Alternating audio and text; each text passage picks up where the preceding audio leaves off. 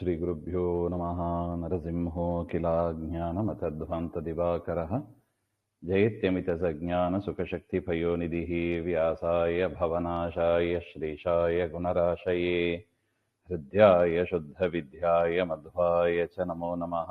प्रथमो हनुमान् नाम द्वितीयो भीम एव च पूर्णप्रज्ञस्तृतीयस्तु भगवत्कार्यसाधकः आपादमौलिपर्यन्तं गुरूणामाकृतिं स्मरेत् तेन विघ्नाः प्रणश्यन्ति सिद्ध्यन्ति च मनोरथाः। श्रीगुरुभ्यो नमः। नारायणाय परिपूर्णगुणार्णवाय विश्वोदयस्थितिलयोन्नियतिप्रदाय ज्ञानप्रदाय विबुधासुरसौख्यदुःखसत्कारणाय वितताय नमो नमस्ते। नारायणं नमस्कृत्य नरं चैव नरोत्तमं देवीं सरस्वतीं व्यासं ततो जयमुदीरयेत्। कृष्णाय वासुदेवाय हरये परमात्मने प्रणतः क्लेशनाशाय गोविन्दाय नमो नमः। ಶ್ರೀ ಗುರುಭ್ಯೋ ನಮಃ. ಹಿಂದೆ ನಿನ್ನೆ ನುಡಿದಂತೆ ರುದ್ರದೇವರು ಪಾರ್ವತಿಗೆ ಈ ವಿಚಾರವನ್ನ ಮಾಘಮಾಸದ ಮಹಿಮೆಯನ್ನೆಲ್ಲ ಹೇಳ್ತಾ ಇದ್ದಾರೆ. ಅದರಲ್ಲಿ ದಿಲೀಪರಾಜ ಮತ್ತು ವಸಿಷ್ಠ ಮಹರ್ಷಿಗಳಿಗೆ ನಡೆದ ಸಂಭಾಷಣೆಯನ್ನು ಕೂಡ ಹೇಳ್ತಾ ಇದ್ದಾರೆ. ಅದರಲ್ಲಿ ರುದ್ರದೇವರು ಪಾರ್ವತಿ ದೇವಿಯ ಪ್ರಶ್ನೆಗೆ ಈ ವಿಚಾರವನ್ನೆಲ್ಲ ತಿಳಿಸ್ತಾ ಇದ್ದಾರೆ ಅಂತ ನಾವು ನೋಡಿದ್ದೀವಿ. ಅದರಲ್ಲಿ ಒಂದು ಅಂಗವಾಗಿ ದತ್ತಾತ್ರೇಯರು ಕಾರ್ತವೀರ್ಯಾರ್ಜುನನಿಗೆ ಮಾಡಿದ ಉಪದೇಶ, ಅದನ್ನು ನಾವು ನೋಡ್ತಾ ಇದ್ದೀವಿ. ಅದರಲ್ಲಿ ಸೂರ್ಯ ಉದಯ ಆಗಲಿಕ್ಕೆ ಪೂರ್ವದಲ್ಲಿ ಯಾರು ಮಾಘಸ್ನಾನ ಮಾಡುವುದಿಲ್ಲವೋ ಅವನು ಹೇಗೆ ಪಾಪದಿಂದ ಬಿಡುಗಡೆ ಆಗ್ತಾನೆ? ಅಂದರೆ ಪ್ರಾತಃ ಸ್ನಾನ ಮಾಡದೇ ಹೋದರೆ ನಮ್ಮ ಪಾಪದಿಂದ ಬಿಡುಗಡೆ ಎಂಬುದೇ ಇಲ್ಲ ಅಂತಾರೆ. ಅದರಿಂದ ಸೂರ್ಯ ಬರಕ್ಕೆ ಮುಂಚೆ ಪಂಚಾಂಗದಲ್ಲಿ ಕೊಟ್ಟಿರ್ತಾರೆ ಸೂರ್ಯ ಉದಯ ಸಮಯ ಹಾಗೆ ಅಂತ. ಆ ಸಮಯಕ್ಕೆ ಪೂರ್ವದಲ್ಲಿ ಪರಮಾತ್ಮನ ಸ್ಮರಣೆ ಪೂರ್ವಕ ಸ್ನಾನ ಮಾಡೋದಂದ್ರೆ ದೇವರನ್ನ ಮರೆತು ಯಾವುದೇ ಕಾರ್ಯ ಮಾಡಿದರೂ ಕೂಡ ಅದು ಪುಣ್ಯದಾಯಕ ಆಗೋದಿಲ್ಲ. ಅದರಿಂದ ದೇವರ ಸ್ಮರಣೆ ಪೂರ್ವಕ ಇದು ಶರೀರದಲ್ಲಿ ಇರುವ ಬಿಂಬನಿಗೆ ಸ್ನಾನ, ಬಿಂಬನಿಗೆ ಅಭಿಷೇಕ ಅಂತ ತಿಳಿದು ನಾವು ಸ್ನಾನ ಮಾಡಬೇಕು. ಸ್ನಾನದ ಚಿಂತನೆ ಅಂದ್ರೆ ಅಷ್ಟೇ ಸುಲಭ ಸಾಧನೆ ನೋಡಿ. ಶರೀರದಲ್ಲಿ ಇರುವ ಪರಮಾತ್ಮನಿಗೆ ಅಭಿಷೇಕ, ಅದು ದೇವರನ್ನ ಮರೆತು ಮಾಡಿದ್ರೆ ಅದು ಅಭಿಷೇಕ ಆಗ್ತದ? ಅದು ಇಲ್ಲ. ದೇವರನ್ನ ಮರೆತು ಅಭಿಷೇಕ ಮಾಡುವಂತೆ ಇಲ್ಲ. ಅದರಿಂದ ದೇವರ ಚಿಂತನೆ, ದೇವರ ನಾಮಸ್ಮರಣೆ, ಪುರುಷರಾಗಿದ್ರೆ ಪುರುಷ ಸೂಕ್ತ ಇತ್ಯಾದಿಗಳನ್ನೆಲ್ಲ ಪಠನ ಮಾಡ್ತಾ ಆ ಸ್ನಾನವನ್ನ ಮಾಡಬೇಕು ಅಂತ ಹೇಳಿದ್ದಾರೆ. ಅದು ಮಹಾಫಲದಾಯಕ. ಅದು ಮಾಡದೆ ಹೋದರೆ ಪಾಪದಿಂದ ಹೇಗೆ ಬಿಡುಗಡೆ ಆಗ್ತಾರೆ? ಆಗೋದಿಲ್ಲ ಹಾಗೆ ಅಂತ ದತ್ತ ಪರಮಾತ್ಮನ ಅಭಿಪ್ರಾಯ ಹಾಗೆ ಅಂತ. ಆ ಬ್ರಹ್ಮಹತ್ಯ ಮಾಡಿದ ಪಾಪ ಇರಬಹುದು, ಸುವರ್ಣ ಸ್ಥೇಯ ಅಂದ್ರೆ ಬಂಗಾರವನ್ನ ಕಳ್ಳತನ ಮಾಡಿದ ಪಾಪ ಇರಬಹುದು, ಮಧುಪಾನ ಮಾಡುವವರು ಇರಬಹುದು, ಗುರುಪತ್ನಿ ಗಮನ ಮಾಡಿದವರು ಇರಬಹುದು. ಯಾರಾಗೇ ಇರಲಿ, ಅವರು ಏನೇ ಪಾಪ ಆಗಿದ್ರು ಕೂಡ ಮಾಘ ಸ್ನಾನದ ದಿಂದ ಅವರು ಎಲ್ಲಾ ಪಾಪದಿಂದ ಕೂಡ ಬಿಟ್ಟು ಅವರು ಶುದ್ಧರಾಗ್ತಾರೆ ಹಾಗೆ ಅಂತ. ಆ ರೀತಿಯಾಗಿ ಯಾರು ಮಾಡ್ತಾರೆ ನೋಡಿ ಮಾಘ ಸ್ನಾನ, ಅವರ ಜೊತೆಗೆ ಸಂಘ ಮಾಡಿದರೂ ಕೂಡ ಸಾಕು, ಅವರ ಜೊತೆಗೆ ಇದ್ರೂ ಕೂಡ ಸಾಕು, ಅವರು ಕೂಡ ಪುನೀತರಾಗ್ತಾರೆ ಹಾಗೆ ಅಂತ. ಅದಕ್ಕೆ ನಮ್ಮಲ್ಲಿ ಉಂಟು ನೋಡಿ, ಸ್ವಾಮಿಗಳ ಜೊತೆಗೆ ವಿದ್ಯಾರ್ಥಿಗಳು ಹೋಗ್ತಾ ಇರ್ತಾರೆ, ಗುರುಗಳ ಜೊತೆಗೆ ಇದ್ದು ಬಿಟ್ರೆ ಸಾಕು, ನಾವು ಪವಿತ್ರರಾಗ್ಬಿಡ್ತೀವಿ ಹಾಗೆ ಅಂತ. ಅದರಿಂದ ಮಾಘಮಾಸ ಬಂದಾಗ ನದಿ, ಸರೋವರ ಅಥವಾ ಯಾವುದು ಬಹಿರ್ಜಲ ಪ್ರದೇಶ ಇದೆ ಅವರು ಹೋಗಿ ಅಲ್ಲಿ ಸ್ನಾನ ಮಾಡಬೇಕು. ಆ ಕ್ಷಣದಲ್ಲೇ ಅವನು ಶುದ್ಧನಾಗ್ತಾನೆ ಅಂತ ಅದರ ಅಭಿಪ್ರಾಯ. ಅಂದ್ರೆ ಆ ಜಲಾಶಯ ಇದೆ ನೋಡಿ, ಆ ಜಲಾಶಯ ಚಿಂತನೆ ಮಾಡ್ತಾ ಇದಂತೆ ನೋಡಿ. ಆ ಜಲಾಶಯ ಚಿಂತನೆ ಮಾಡಿತ್ತು ಅಂದ್ರೆ ಅದು ಚಿಂತನೆ ಮಾಡ್ಲಿಕ್ಕೆ ಬರೋದಿಲ್ಲ, ಆ ನೀರು ಜಡ. ಆದರೆ ಪ್ರತಿಯೊಂದು ಬಹಿರ್ಜಲ ಪ್ರದೇಶಕ್ಕೂ ಕೂಡ ಅಭಿಮಾನಿ ದೇವತೆಗಳು ಇದ್ದಾರೆ. ಅದು ನದಿ ಇರ್ಬೋದು, ಸರೋವರ ಇರ್ಬೋದು, ಪುಷ್ಕರಣಿ ಇರ್ಬೋದು, ಎಲ್ಲದಕ್ಕೂ ಕೂಡ ಒಂದು ಅಭಿಮಾನಿ ದೇವತೆಗಳು ಅಂತ ಇರ್ತಾರೆ. ಅವರು ಆಲೋಚನೆ ಮಾಡ್ತಾರಂತೆ. ಏನು, ಯಾರು ಈ ಒಂದು ಸಂದರ್ಭದಲ್ಲಿ ಈ ಮಾಘ ಮಾಸದಲ್ಲಿ ಸ್ನಾನ ಮಾಡ್ತಾನೆ, ಅವನು ಬ್ರಹ್ಮಹತ್ಯ ಪಾಪ ಮಾಡಿರ್ಲಿ, ಮಧುಪಾನ ಮಾಡಿರ್ಲಿ, ಅಧರ್ಮ ಮಾರ್ಗದಲ್ಲಿ ನಡೆದಿರ್ಲಿ, ಯಾರೇ ಇರ್ಲಿ, ಆ ನನ್ನಲ್ಲಿ ಸ್ನಾನ ಮಾಡಿದ ಕ್ಷಣದಲ್ಲಿ ನಾನು ಅವನನ್ನ ಶುದ್ಧಪಡಿಸ್ತೇನೆ ಹಾಗೆ ಅಂತ ಸಂಕಲ್ಪ ಮಾಡಿ ಇರ್ತಾರಂತೆ ಆ ದೇವತೆಗಳು. ಅದಕ್ಕೆ ಹೇಳಿದ್ದು, ಆ ಕಾಲ ಬಂದಾಗ ಮಾಘ ಮಾಸ ಅಂತಲ್ಲ, ಯಾವುದೇ ಕಾಲ ಇರಲಿ, ಬಹಿರ್ಜಲಕ್ಕೆ ಹೋಗಿ ಸ್ನಾನ ಮಾಡಬೇಕು ಅಂತ. ಯಾಕೆ ಅವ್ರಲ್ಲ ಆ ಜಲಾಭಿಮಾನಿ ದೇವತೆಗಳು ನಿರೀಕ್ಷೆ ಮಾಡ್ತಾ ಇರ್ತಾರೆ, ನನ್ನಲ್ಲಿ ಬಂದು ಸ್ನಾನ ಮಾಡಲಿ, ನಾನು ಇವನನ್ನ ಪುನೀತನನ್ನಾಗಿ ಮಾಡ್ತೇನೆ ಹಾಗೆ ಅಂತ.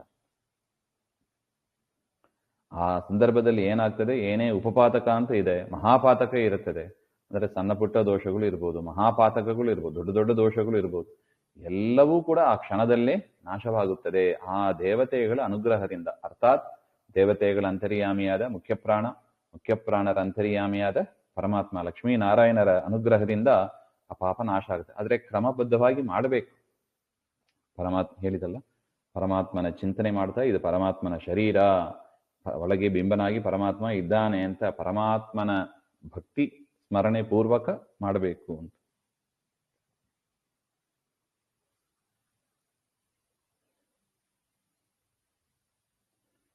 ಇದು ದೇವತೆಗಳ ಚಿಂತನೆ. ಆದರೆ ಈ ಪಾಪಗಳಿದೆ ನೋಡಿ, ಪಾಪಗಳು ಅಂದ್ರೆ ಯಾರು? ದೈತ್ಯರು. ಅವ್ರು ತಾನೇ ನಮ್ಮೊಳಗಿದ್ದು ಪಾಪಗಳನ್ನ ಮಾಡಿಸ್ತಾರೆ. ಮುಖ್ಯಪ್ರಾಣ ದೇವರಿಂದ ಪ್ರೇರಿತರಾಗಿ ದೈತ್ಯರು ನಮ್ಮ ಒಳಗಿದ್ದು ಪಾಪಗಳನ್ನ ಮಾಡಿಸ್ತಾರೆ. ಆ ಪಾಪಗಳು ನಡುಗುತ್ತಾ ಇರುತ್ತವಂತೆ. ಮಾಘ ಸ್ನಾನ ಬರ್ತಾ ಇದೆ, ಇವನ್ನೆಲ್ಲರೂ ಬಹಿರ್ಜಲಕ್ಕೆ ಹೋಗಿ ಸ್ನಾನ ಮಾಡಿದರೆ ನಮಗೆಲ್ಲ ನಾವು ಈ ಶರೀರದಲ್ಲಿ ಇರ್ಲಿಕ್ಕಾಗೋದಿಲ್ಲ ಹಾಗೆ ಅಂತ ಅವುಗಳು ಹೆದರುತ್ತವೆ ಅಂತ. ನಮಗೆ ನಾಶಕಾಲ ಬಂದ್ಬಿಟ್ಟಿದೆ ಹಾಗೆ ಅಂತ ಅವುಗಳ ಹೆದರ್ತವೆ ಅಂತ. ನಾವು ಯಾವ ಕಡೆ ಇರಬೇಕು ಅಂತ ನಮಗೆ ಬಿಟ್ಟದ್ದು, ನಮ್ದು ಚಾಯ್ಸ್. ದೇವತೆಗಳ ಕಡೆ ಹೋಗ್ತೀವೋ ಅಥವಾ ಅಸುರರ ಕಡೆ ಹೋಗ್ತೀವೋ, ಯಾರನ್ನ ರಕ್ಷಣೆ ಮಾಡಬೇಕು ಅಂತ ಹೊರಟಿದ್ದೀವಿ, ಅದು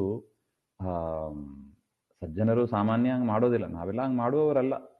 ಮಾಘ ಸ್ನಾನ ಅಂತ ಬಂದ್ರೆ ಆ ಜಲಾಶಯಕ್ಕೆ ಹೋಗಿ ನೋಡಿ, ಸಮೀಪದಲ್ಲೇ ಇದೆ, ಕಾವೇರಿ ಇದೆ, ತುಂಗಭದ್ರಾ ಇದೆ, ಎಷ್ಟು ನದಿಗಳು ಹರಿಯುತ್ತದೆ. ಹೋಗಿ ಬಹಿರ್ಜಲದಲ್ಲಿ ಸ್ನಾನ ಮಾಡಬೇಕು ಅಂತ ಹೇಳ್ತಾರೆ. ಆ ದೇವತೆಗಳ ಚಿಂತನೆ ಹೇಗಿದೆ, ದೈತ್ಯರ ಚಿಂತನೆ ಹೇಗಿದೆ ಅಂತ ನೋಡಿ ಅಂತ ದತ್ತಾತ್ರೇಯರು ತಿಳಿಸಿಕೊಡ್ತಾ ಇದ್ದಾರೆ.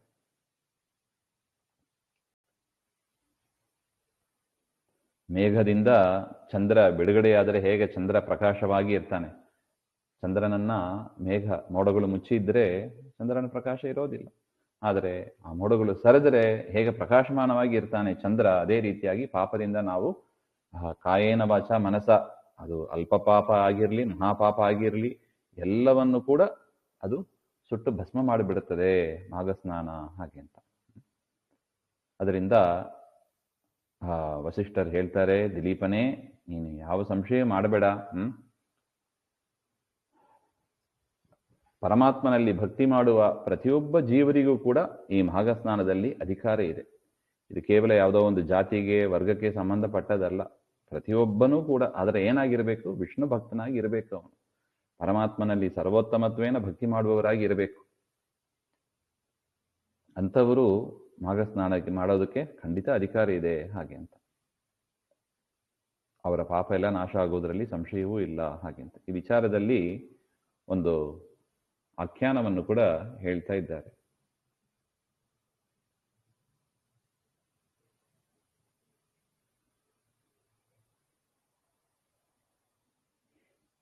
ಯಾರು ಈ ಮಾಘ ಸ್ನಾನ ಮಾಡ್ಲಿಕ್ಕೆ ಆಗೋದಿಲ್ಲ, ಅವರು ಉತ್ತಮ ಲೋಕಗಳಲ್ಲಿ, ಚಂದ್ರಲೋಕ ಸೂರ್ಯಲೋಕ ಅಂತೆಲ್ಲ ಇದೆ, ಆ ಲೋಕಗಳಲ್ಲಿ ಸುಖವನ್ನು ಹೇಗೆ ಹೊಂದಲಿಕ್ಕೆ ಸಾಧ್ಯ?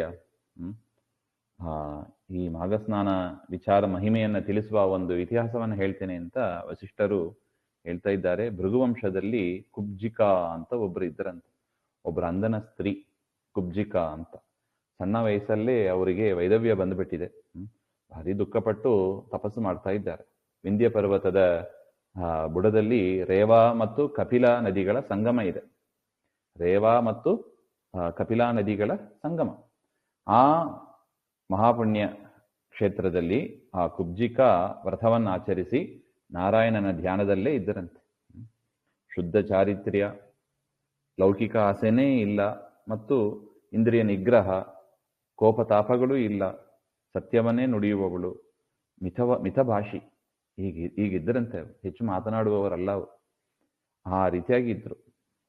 ಮತ್ತು ದಾನ ಮಾಡುವುದಲ್ಲಿ ಆಸಕ್ತಿ ಇರುವವರು, ತಪಸ್ಸು ಮಾಡಿ ಶರೀರವನ್ನು ಕೃಷಿ ಮಾಡಿದವರು, ಶರೀರ ದಂಡ ಮಾಡಿದವರು. ಈ ರೀತಿಯಾಗಿ ಅವರು ಮಾಡಿ ಅವರು ಉಂಚವೃದ್ಧಿ ಮಾಡಿ ಬದುಕ್ತಾ ಇದ್ರು ಅಂತ ಹೇಳ್ತಾರೆ. ಅಲ್ಲಿ ಬಯಲುಗಳಲ್ಲಿ ಹೋಗಿ ಅಲ್ಲಿ ಏನು ದವಸ ಧಾನ್ಯಗಳು ಮಿಕ್ಕಿ ಇರುತ್ತದೋ ಅದನ್ನೆಲ್ಲ ತೆಗೆದುಕೊಂಡು ಸಾಯಂಕಾಲದ ಹೊತ್ತೇ ಊಟ ಅವರಿಗೆ.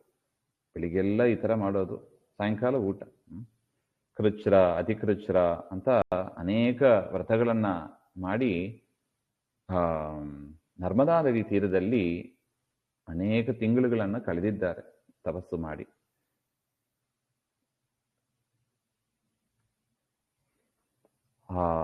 ರೇವಾ ಮತ್ತು ಕಪಿಲ ನದಿಯ ಸಂಗಮದಲ್ಲಿ 60 ವರ್ಷ ನಾಗಸ್ನಾನಗಳನ್ನು ಮಾಡಿದ್ದಾರೆ. ನೋಡಿ, ಒಂದಿನ ಅಲ್ಲ, 60 ವರ್ಷಗಳು ಅಂದರೆ 60 ತಿಂಗಳು, 60 ಮಾಘ ಮಾಸ ಅಂದರೆ ಎಷ್ಟು? 60 ವರ್ಷಗಳು. ವರ್ಷಕ್ಕೆ ಒಂದೇ ಬಾರಿ ಬರೋದು. 60 ವರ್ಷಗಳು ಅಲ್ಲೇ ಇದ್ದು ಮಾಡಿ ಮಾಘ ಸ್ನಾನವನ್ನ ಮಾಡಿದ್ದಾರೆ. ಎಂಥ ಪುಣ್ಯ ನೋಡಿ ಅದು. ಮತ್ತು ತಪಸ್ ಮಾಡಿ ಒಂದಿನ ಅವರು ದೇಹವನ್ನು ಬಿಡ್ತಾರೆ. ದೇಹವನ್ನು ಬಿಟ್ಟು ಅವರು ವಿಷ್ಣು ಲೋಕಕ್ಕೆ ಹೋಗ್ತಾರಂತೆ. ವಿಷ್ಣು ಲೋಕಕ್ಕೆ ಹೋಗಿ 1000 ಚತುರ್ಯುಗ, ಒಂದು ಚತುರ್ಯುಗ ಅಂದ್ರೆ ಸುಮಾರು 4,32,000 ಬರ್ತದೆ. ಮನುಷ್ಯಮಾನದ ಪ್ರಕಾರ 4,32,000 ಒಂದು ವರ್ಷ, ಒಂದು ಚತುರ್ಯುಗ. ಹಾಗೆ ಅಂದ್ರೆ ಆ ಥರ 1000 ಚತುರ್ಯುಗ ವಿಷ್ಣು ಲೋಕದಲ್ಲಿ. ವಿಷ್ಣು ಲೋಕ ಅಂದ್ರೆ ವಿಷ್ಣು ಲೋಕದಲ್ಲಿ 2 ಲೋಕ ಇದೆ, ಮುಕ್ತಸ್ಥಾನ ಅಮುಕ್ತ ಸ್ಥಾನ ಅಂತ 2 ಇದೆ. ಇವರು ಮುಕ್ತರಾಗಿ ಓದದ್ದಲ್ಲ, ಅಮುಕ್ತರಾಗಿ ಇದ್ದು ಅಮುಕ್ತರಿಗೆ ಅಂತ ಒಂದು ಸ್ಥಾನಮಾನ ಇದೆ, ಅಲ್ಲಿ ಸ್ಥಾನ ಇದೆ, ಸೆಪರೇಟ್ ಪ್ಲೇಸ್ ಅಂತ ಹೇಳ್ತೀವಲ್ಲ ಆ ಥರ. ಅಲ್ಲಿ ಇದ್ದಾಗ ಬ್ರಹ್ಮದೇವರು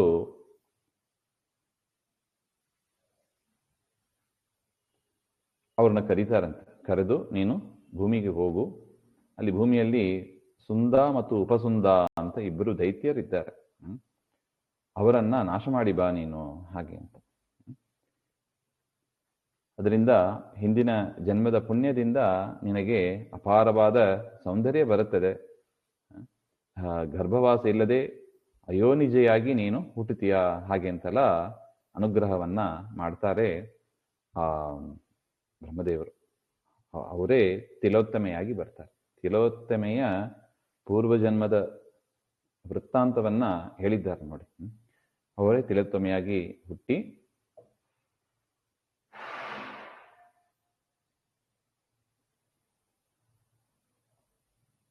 ಆ ದೈತ್ಯರು ಎಲ್ಲಿ ಇರ್ತಾರೆ ಅಲ್ಲಿಗೆ ಬರ್ತಾಳೆ ಅವಳು. ಆ ಸುಂದ ಉಪಸುಂದ ಎಲ್ಲಿ ಇದ್ದಾರೋ ಅದೇ ನರ್ಮದಾ ತೀರಕ್ಕೆ ಬರ್ತಾರೆ. ಅದರ ಹತ್ರನೇ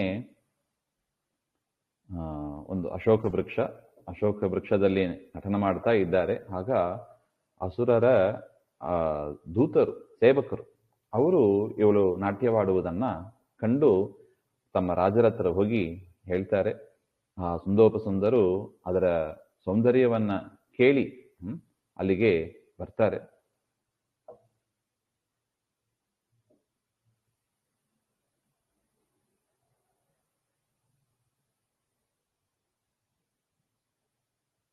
ಅಂದ್ರೆ ಈ ದೈತ್ಯರಿಗೆ ಒಂದು ವರ ಇತ್ತಂತೆ. ಈ ಸುಂದ ಉಪಸುಂದ ತತ್ಪರ ನಿರ್ಣಯದಲ್ಲೂ ಕೂಡ ಆಚಾರ್ಯರು ಈ ವಿಚಾರವನ್ನು ತಿಳಿಸ್ತಾರೆ. ಅವರಿಗೆ ವರ ಏನಿತ್ತಂದ್ರೆ ಯಾರಿಂದಲೂ ಕೂಡ ಸಂಹಾರ ಇಲ್ಲ, ಪರಸ್ಪರ ತಾವೇ ಹೊಡೆದಾಡಿಕೊಂಡು ಸಾಯಬೇಕು, ಹಾಗೆ ಅಂತ. ಪರಸ್ಪರ ತಾವೇ ಹೊಡೆದಾಡಿಕೊಂಡು ಸಾಯಬೇಕು. ಅದರಿಂದ ಬ್ರಹ್ಮದೇವರು ತಿಲೋತ್ತಮೆಯನ್ನ ಕಳಿಸ್ತಾ ಇದ್ದಾರೆ. ಅದರಿಂದ ಏನಾಯ್ತು, ಸುಂದೋಪಸುಂದರು ಪರಸ್ಪರ ಹೊಡೆದಾಡಿಕೊಂಡು ಇವಳನ್ನ ನಾನು ಮದುವೆ ಆಗ್ತೇನೆ, ಇವಳು ನನ್ನ ಪತ್ನಿ, ಹಾಗೆ ಅಂತ ಸುಂದ ಹೇಳೋದು. ಉಪಸುಂದ ಹೇಳೋದು, ಇಲ್ಲ ಇವಳನ್ನ ನಾನು ಮದುವೆ ಆಗ್ತೀನಿ, ಇವಳು ನನ್ನ ಪತ್ನಿ, ಹಾಗೆ ಅಂತ ಪರಸ್ಪರ ಅವರ ಮಧ್ಯದಲ್ಲಿ ಕಲಹ ಬರುತ್ತದೆ. ಕಲಹ ಮಾಡಿಕೊಂಡು ಇಬ್ರು ಕೂಡ ಅಲ್ಲಿ ಹೊಡೆದಾಡಿಕೊಂಡು ಮೃತರಾಗ್ತಾರೆ, ಹಾಗೆ ಅಂತ.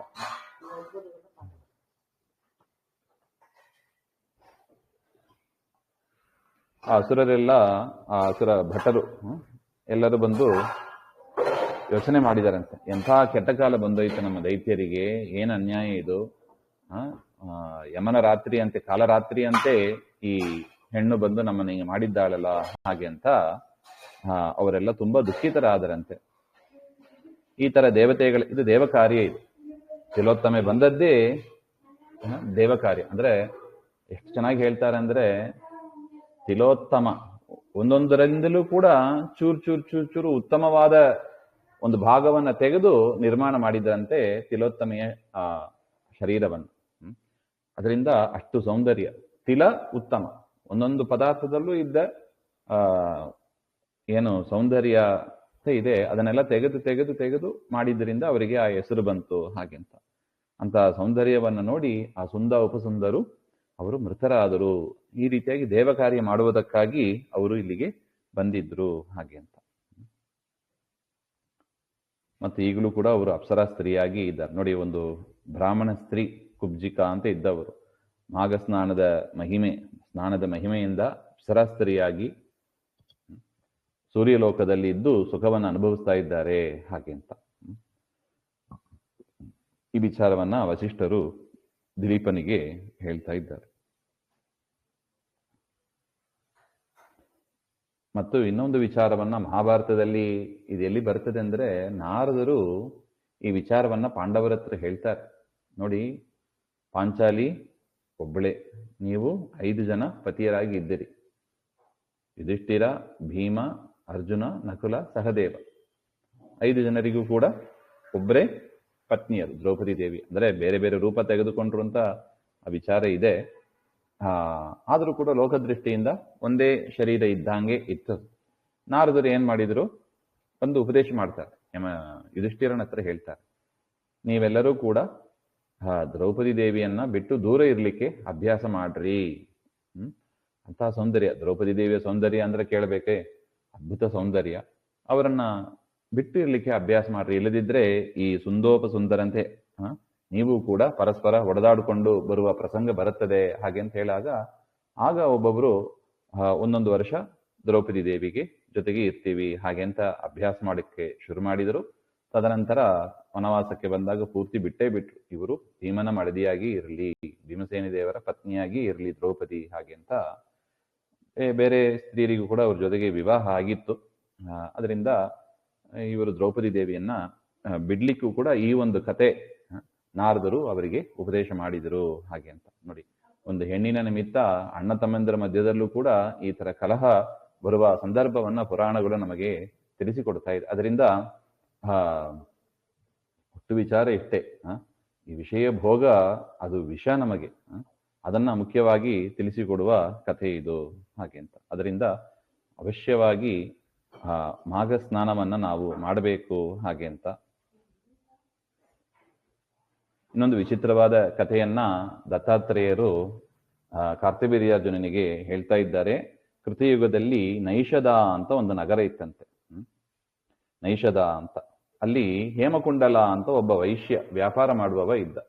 ಹೇಮಕುಂಡಲ ಅಂತ, ಅವನು ವ್ಯವಸಾಯ ಮಾಡಿಕೊಂಡು ವ್ಯಾಪಾರ ಮಾಡಿಕೊಂಡು ಬಂದ. ನಾನಾ ವಿಧವಾದ ವ್ಯಾಪಾರ, ಆಕಳುಗಳು, ಕುದುರೆಗಳು, ಎಮ್ಮೆಗಳು ಅಂತ ಅದನ್ನೆಲ್ಲ ಬೆಳೆಸ್ತಾ ಬಂದ. ಹಾಲು, ಮೊಸರು, ಗೋಮಯ, ಹುಲ್ಲು, ಕಟ್ಟಿಗೆ, ಹಣ್ಣುಗಳು, ಗೆಣಸುಗಳು, ಉಪ್ಪು, ನಾನಾ ಬಗೆಯಾದ ದವಸ ಧಾನ್ಯಗಳು, ತರಕಾರಿಗಳು, ಎಣ್ಣೆಗಳು, ಬಟ್ಟೆಗಳು, ಧಾತುಗಳು, ಬಂಗಾರ ಮುಂತಾದ ಧಾತುಗಳು, ಸಿಹಿ ಪದಾರ್ಥಗಳು ಎಲ್ಲವನ್ನು ಕೂಡ ಮಾರಾಟ ಮಾಡಿ ಅವನು ಎಷ್ಟು ಸಂಪಾದನೆ ಮಾಡಿದ ಅಂದ್ರೆ 8 ಕೋಟಿ ಬಂಗಾರದ ನಾಣ್ಯಗಳನ್ನ ಸಂಪಾದನೆ ಮಾಡಿದಂತೆ. 8 ಕೋಟಿ ಬಂಗಾರದ ನಾಣ್ಯಗಳು. ವೈಶ್ಯ ಅಂದ್ರೆ ಎಷ್ಟು ಶ್ರೀಮಂತನಾಗಿ ಇರಬೇಕು ಅಂತ ನೋಡಿ. ಕಷ್ಟಪಟ್ಟು ದುಡಿದಿದ್ದ, ಚೆನ್ನಾಗಿ ಪರಮಾತ್ಮನ ಅನುಗ್ರಹ ಚೆನ್ನಾಗಿ ಬಂದ ಅವನು ಹಾಗೆ ಅಂತ. ಒಂದ್ಸಲ ಅವನು ಯೋಚನೆ ಮಾಡಿದಂತೆ, ಅವನಿಗೆ ವೃದ್ಧಾಪ್ಯ ಬಂತು. ಅವನ ಮನಸ್ಸಿನಲ್ಲಿ ಕೂಡ ಚಿಂತೆ ಬಂತು, ಈ ಲೌಕಿಕ ಜೀವನ ಯಾವುದೂ ಕೂಡ ನಿರಂತರ ಅಲ್ಲ, ಎಲ್ಲವೂ ಕೂಡ ಬಿಟ್ಟು ಹೋಗಬೇಕಾದೆ. ಎಷ್ಟು ಕೋಟಿಗಳು ಇದ್ರೆ ಏನು, ಎಲ್ಲವೂ ಕೂಡ ಒಂದಿನ ಸಂಪಾದನೆ ಮಾಡಿದ್ದು ಎಲ್ಲವೂ ಕೂಡ ಬಿಟ್ಟು ಹೋಗಬೇಕು ಅಂತ ಅವತ್ತಿನಿಂದ ಸಂಕಲ್ಪ ಮಾಡಿದಂತೆ. ತನಗೆ ಬರುವ ಸಂಪತ್ತಿನಲ್ಲಿ 1/6 1/6 ಅದನ್ನ ದಾನ ಧರ್ಮಕ್ಕೆ ಅಂತ ಮಾಡ್ಲಿಕ್ಕೆ ಶುರು ಮಾಡಿದ. ಅನೇಕ ವಿಷ್ಣು ದೇವಾಲಯ, ಶಿವಾಲಯ ಇವುಗಳನ್ನೆಲ್ಲ ಅವನು ಕಟ್ಟಿದನಂತೆ. ಅನೇಕ ಬ್ರಹ್ಮಾಂಡವಾದ ಸರೋವರಗಳು ಅದನ್ನೆಲ್ಲ ನಿರ್ಮಾಣ ಮಾಡಿದ. ಬಾವಿಗಳು, ಏರಿ ಅಂದ್ರೆ ಕೆರೆಗಳು, ಅದನ್ನೆಲ್ಲ ಅವನು ಮಾಡಿದ. ಮತ್ತೆ ಅನೇಕ ವಿಧವಾದ ಮರ, ಅಶ್ವತ್ಥ ಮರ, ಮಾವಿನ ಮರ, ಈ ರೀತಿಯಾಗಿ ಅನೇಕ ಮರಗಳನ್ನೆಲ್ಲ ಕೂಡ ತೋಟಗಳನ್ನ ನಿರ್ಮಾಣ ಮಾಡಿದ.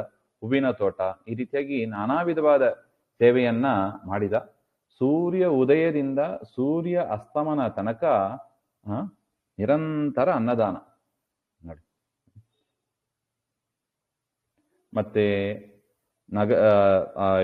ನಾಲ್ಕು ದಿಕ್ಕು ಜಂಕ್ಷನ್ ಅಂತ ಏನು ಹೇಳ್ತೀವಲ್ಲ, ಆ 4 ರಸ್ತೆಗಳು ಸೇರುವ ಸಂದರ್ಭದಲ್ಲಿ 2 ಸೈಡಲ್ಲೂ ಕೂಡ ಅನೇಕ ನೀರಿನ ವ್ಯವಸ್ಥೆಗೆ, ನೀರು ದಾನ ಮಾಡೋದಕ್ಕೆ, ಜಲದಾನ ಮಾಡೋದಕ್ಕೆ ಅವರಿಗೆ ಆ ವ್ಯವಸ್ಥೆಯನ್ನು ಕೂಡ ಮಾಡಿದ. ಪುರಾಣಗಳಲ್ಲಿ ಒಂದೇ ವಾಕ್ಯ ಹೇಳ್ತಾರೆ ನೋಡಿ, ಪುರಾಣಗಳಲ್ಲಿ ಏನೇನೆಲ್ಲ ದಾನ ಮಾಡಬೇಕು ಅಂತ ಇದೆಯೋ ಅದೆಲ್ಲವನ್ನು ಈ ವೈಶ್ಯ ಮಾಡಿಬಿಟ್ಟಿದ್ದಾನೆ ಹಾಗೆ ಅಂತ. ಈ ರೀತಿಯಾಗಿ ಪ್ರತಿಯೊಂದು ದಿವಸವನ್ನು ಕೂಡ ಧರ್ಮ ಮಾಡುವುದರಲ್ಲಿ ಅವನು ಆಸಕ್ತನಾದ. ತಾನು ಉಸಿರಾಡಿಕೊಂಡು ಇರುವಾಗಲೇ ಪಾಪವನ್ನೆಲ್ಲ ಪರಿಹಾರ ಮಾಡ್ಕೋಬೇಕು ಅಂತ ಅನೇಕ ಪ್ರಾಯಶ್ಚಿತ್ತಗಳನ್ನು ಕೂಡ ಮಾಡಿದ. ಅನೇಕ ದೇವತಾರ್ಚನೆ ಇತ್ಯಾದಿಗಳು, ಅತಿಥಿ ಪೂಜೆ, ಈ ರೀತಿಯಾಗಿ ಅವನು ಪ್ರತಿ ದಿವಸವನ್ನ ಮಾಡ್ತಾ ಇದ್ದ. ಆ ವೈಶ್ಯನಿಗೆ 2 ಮಕ್ಕಳು, ಶ್ರೀಕುಂಟಲ, ವಿಕುಂಟಲ ಹಾಗೆ ಅಂತ. ಶ್ರೀಕುಂಟಲ, ವಿಕುಂಟಲ ಹಾಗೆ ಅಂತ. ಅವರು ದೊಡ್ಡವರಾದರು.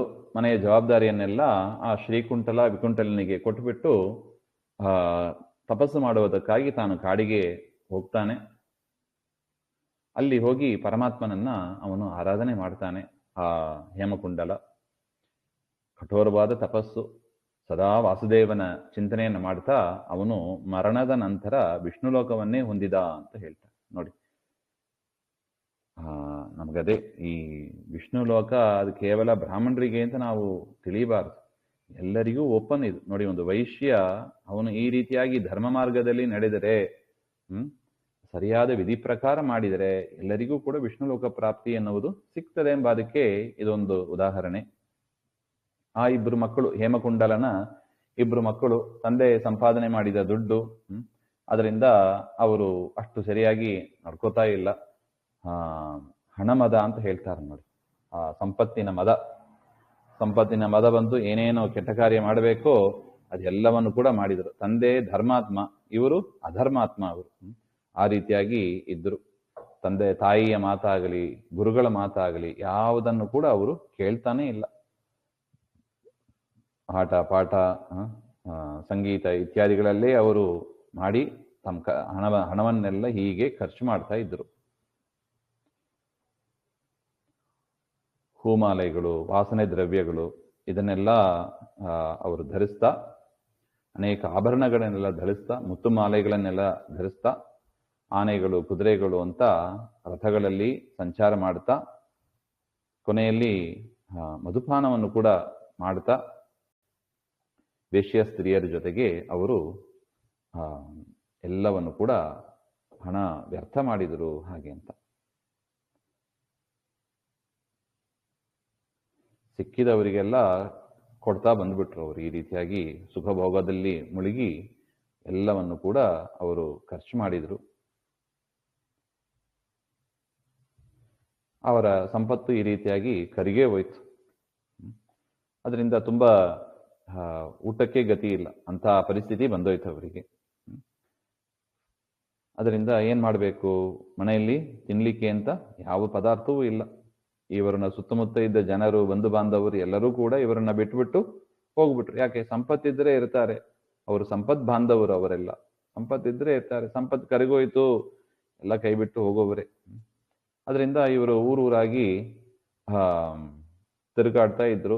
ಎಲ್ಲ ಮಕ್ಕಳು, ಜನರು ಇವ್ರನ್ನ ಬೈದರಂತೆ, ಎಂಥ ನೀಚ ಕಾರ್ಯ ಮಾಡಿದವರು, ಈಗ ನೋಡಿ ಹೇಗಿದ್ದಾರೆ ಹಾಗೆ ಅಂತ. ಕಳ್ಳತನ ಮಾಡ್ಲಿಕ್ಕೆ ಶುರು ಮಾಡಿದರು. ಅದರಿಂದ ಪ್ರಜೆಗಳಿಗೆ, ರಾಜರಿಗೆಲ್ಲ ಹೆದರಿ ಅವರು ಊರನ್ನೇ ಬಿಟ್ಟು ಕಾಡಿಗೆ ಹೋಗಿ ಅಲ್ಲೇ ಇದ್ರು. ಅಲ್ಲಿ ಮತ್ತೆ ಬೇಟೆಯಾಡೋದು, ಪ್ರಾಣಿಗಳನ್ನು ಕೊಂದು ಹಿಂಸೆ ಮಾಡೋದು, ಹೊಟ್ಟೆ ತುಂಬಿಸ್ಬೇಕಲ್ಲ. ಅದರಿಂದ ಮತ್ತೆ ನೀಚಕೃತ್ಯವನ್ನು ಮಾಡಿ ಮಾಂಸಪಾನ ಮಾಡ್ತಾ ಇದ್ರು. ಒಂದು ದಿವಸ ಏನಾಯ್ತು, ದೊಡ್ಡವನು ಒಂದು ದಿಕ್ಕಿನಲ್ಲಿ ಬೇಟೆಗೆ ಅಂತ ಹೋದಾಗ ಒಂದು ಹುಲಿ ಅವನನ್ನು ಕೊಂದಿತ್ತಂತೆ. ಚಿಕ್ಕವನನ್ನ ಒಂದು ಸರ್ಪ ಕಚ್ಚಿತಂತೆ. ಇಬ್ಬರು ಕೂಡ ನರಕಕ್ಕೆ ಹೋಗ್ತಾರೆ. ಯಮದೂತರು ಅವರನ್ನ ಹಗ್ಗದಿಂದ ಕಟ್ಟಿ ಯಮಲೋಕಕ್ಕೆ ಕರೆದೊಯ್ತಾರೆ. ಯಮದೂತರ ಮುಂದೆ ಇವರಿಬ್ಬರು ನಿಂತಿದ್ದಾರೆ. ಇವರು ಮಹಾಪಾಪಿಗಳು, ನಿಮ್ಮ ಆಜ್ಞೆಯಂತೆ ನಾವಿವರನ್ನ ಇಲ್ಲಿ ಕರೆದುಕೊಂಡು ಬಂದಿದ್ದೀವಿ ಹಾಗೆ ಅಂತ ಯಮಧರ್ಮನ ದೂತರು ಹೇಳಿದರಂತೆ.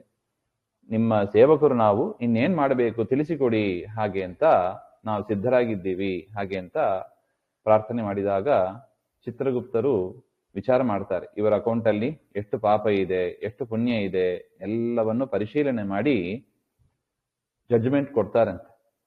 ದೊಡ್ಡವನಿಗೆ ಮಹಾ ನರಕದಲ್ಲಿ ಯಾಕೆ, ಚಿಕ್ಕವನಿಗೆ ಸ್ವಲ್ಪ ಸುಖಗಳು ಇರತಕ್ಕ ಸ್ವರ್ಗಕ್ಕೆ ಕಳಿಸಿಕೊಡಿ ಹಾಗೆ ಅಂತ.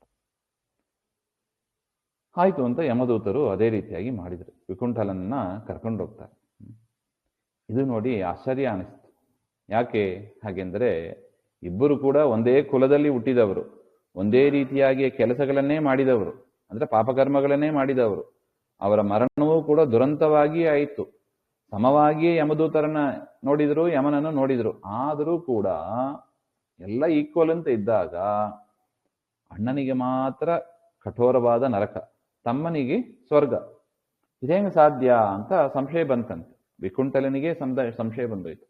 ಅಯ್ಯೋ ನಾನೇನ್ ಮಾಡಿದ, ಅಣ್ಣನಿಗೆ ಮಾತ್ರ ಯಾಕೆ ನರಕ, ನನಗೆ ಯಾಕೆ ಸ್ವರ್ಗ ಹಾಗೆ ಅಂತ. ಅದಕ್ಕೆ ಕರ್ಕೊಂಡು ಹೋಯ್ದಾರಲ್ಲ ಯಮದೂತರು, ಅವರನ್ನೇ ಕೇಳ್ದಿನಂತೆ ವಿಕುಂಠಲ. ಅಲ್ಲ, ನಾವಿಬ್ಬರು ಒಂದೇ ಪ್ರಕಾರ ಮಾಡಿದ್ದೀವಿ, ಪಾಪ ಕೆಲಸಗಳೇ ಮಾಡಿದ್ದೀವಿ, ನಾವು ಒಪ್ಕೋತೀವಿ. ಆದ್ರೆ ಅಣ್ಣನಿಗೆ ಮಾತ್ರ ಈ ಪರಿಸ್ಥಿತಿ, ನನಗೆ ಯಾಕೆ ಈ ಪರಿಸ್ಥಿತಿ, ನಾನೇನ್ ಮಾಡಿದೆ ಹಾಗೆ ಅಂತ. ಅದಕ್ಕೆ ಯಮದೂತರು ಹೇಳ್ತಾರೆ ನೋಡಿ, ತಂದೆ ತಾಯಿ ಹೆಂಡತಿ ಮಕ್ಕಳು ಅಕ್ಕ ತಂಗಿಯರು ಅಣ್ಣ ತಮ್ಮಂದಿರು ಎಲ್ಲರೂ ಕೂಡ ನಾವು ಮತ್ತೆ ಹುಟ್ಟುವುದಕ್ಕೆ ಕಾರಣರಾಗ್ತಾರೆ. ಮತ್ತೆ ನಾವು ಹುಟ್ಟೋದಕ್ಕೆ ಯಾರು ಕಾರಣ? ಇವರೇ ಕಾರಣ. ಇವರ ಸುತ್ತಮುತ್ತಲೇ ನಾವಿರ್ತೀವಿ. ಮುಂದಿನ ಜನ್ಮ ಬರೋದಕ್ಕೂ ಇವರೇ ಕಾರಣ. ಏನೋ ಋಣ ಮಾಡಿರ್ತೀವಿ, ತಂದೆ ತಾಯಿಯರಿಗೆ ಋಣ, ಆ ಋಣ ಪರಿಹಾರ ಮಾಡುವುದಕ್ಕಾಗಿ ಮಕ್ಕಳಾಗಿ ಹುಟ್ಟಿರ್ತೀವಿ. ಈ ರೀತಿಯಾಗಿ ಏನೋ ಒಂದು ಕಾರಣ, ಕರ್ಮ, ನಾವು ಮಾಡಿದ ಕರ್ಮ, ಅದರ ತಕ್ಕಂತೆ ಈ ಜನ್ಮಗಳು ನಮಗೆ ದೇವರು ಇಂಥವ್ರ ಮನೆಯಲ್ಲೇ ಹುಟ್ಟಬೇಕು, ಇಂಥವರೇ ತಂದೆ ತಾಯಿಯಾಗಿ ಇರಬೇಕು, ಇಂಥವರೇ ಅಣ್ಣ ತಮ್ಮಂದಿರು ಅಕ್ಕ ತಂಗಿಯರಾಗಿ ಇರಬೇಕು. ಇದು ನಾವು ಮಾಡಿದ ಹಿಂದೆ ಮಾಡಿದ ಕರ್ಮದ ಫಲ. ಅದರ ತಕ್ಕಂತೆ ಪರಮಾತ್ಮ ಹುಟ್ಟನ್ನು ಕೊಡ್ತಾನೆ. ಒಂದು ಉದಾಹರಣೆ ಕೊಡ್ತಾರೆ ನೋಡಿ. ಇಲ್ಲಿ ಹೇಗೆ ಸೇರ್ತೀವಿ ಅಂದ್ರೆ, ಒಂದು ಮರದಲ್ಲಿ ಅನೇಕ ಪಕ್ಷಿಗಳು ಬಂದು ಸೇರುತ್ತವೆ, 10 ಪಕ್ಷಿಗಳು ಬಂದು ಸೇರುತ್ತವೆ. ಅದೇ ರೀತಿಯಾಗಿ ಒಂದು ಮನೆಯಲ್ಲಿ ನಾವು ಸೇರ್ತೀವಿ ಅಂತ ಸೇರ್ಕೊಂಡ್ಬಿಟ್ಟು ಅಣ್ಣ ತಮ್ಮ ಅಪ್ಪ ಅಮ್ಮ ಹೆಂಡತಿ ಮಕ್ಕಳು ಅಣ್ಣ ತಮ್ಮ ಎಲ್ಲ ನಾವು ಆ ಒಂದು ಬಂಧು ಬಾಂಧವರು ಎಂಬ ಒಂದು ಹೆಸರಿನಲ್ಲಿ ನಾವು ಇರ್ತೀವಿ. ಒಂದು ಮರದಲ್ಲಿ ಪಕ್ಷಿಗಳು ಸೇರಿದಾಗ ಎಲ್ಲಿಂದಲೋ ಬಂದವು, ಇಲ್ಲಿ ಒಂದೇ ಮನೆಯಲ್ಲಿ ಸೇರಿಕೊಂಡವು ಅಷ್ಟೆ.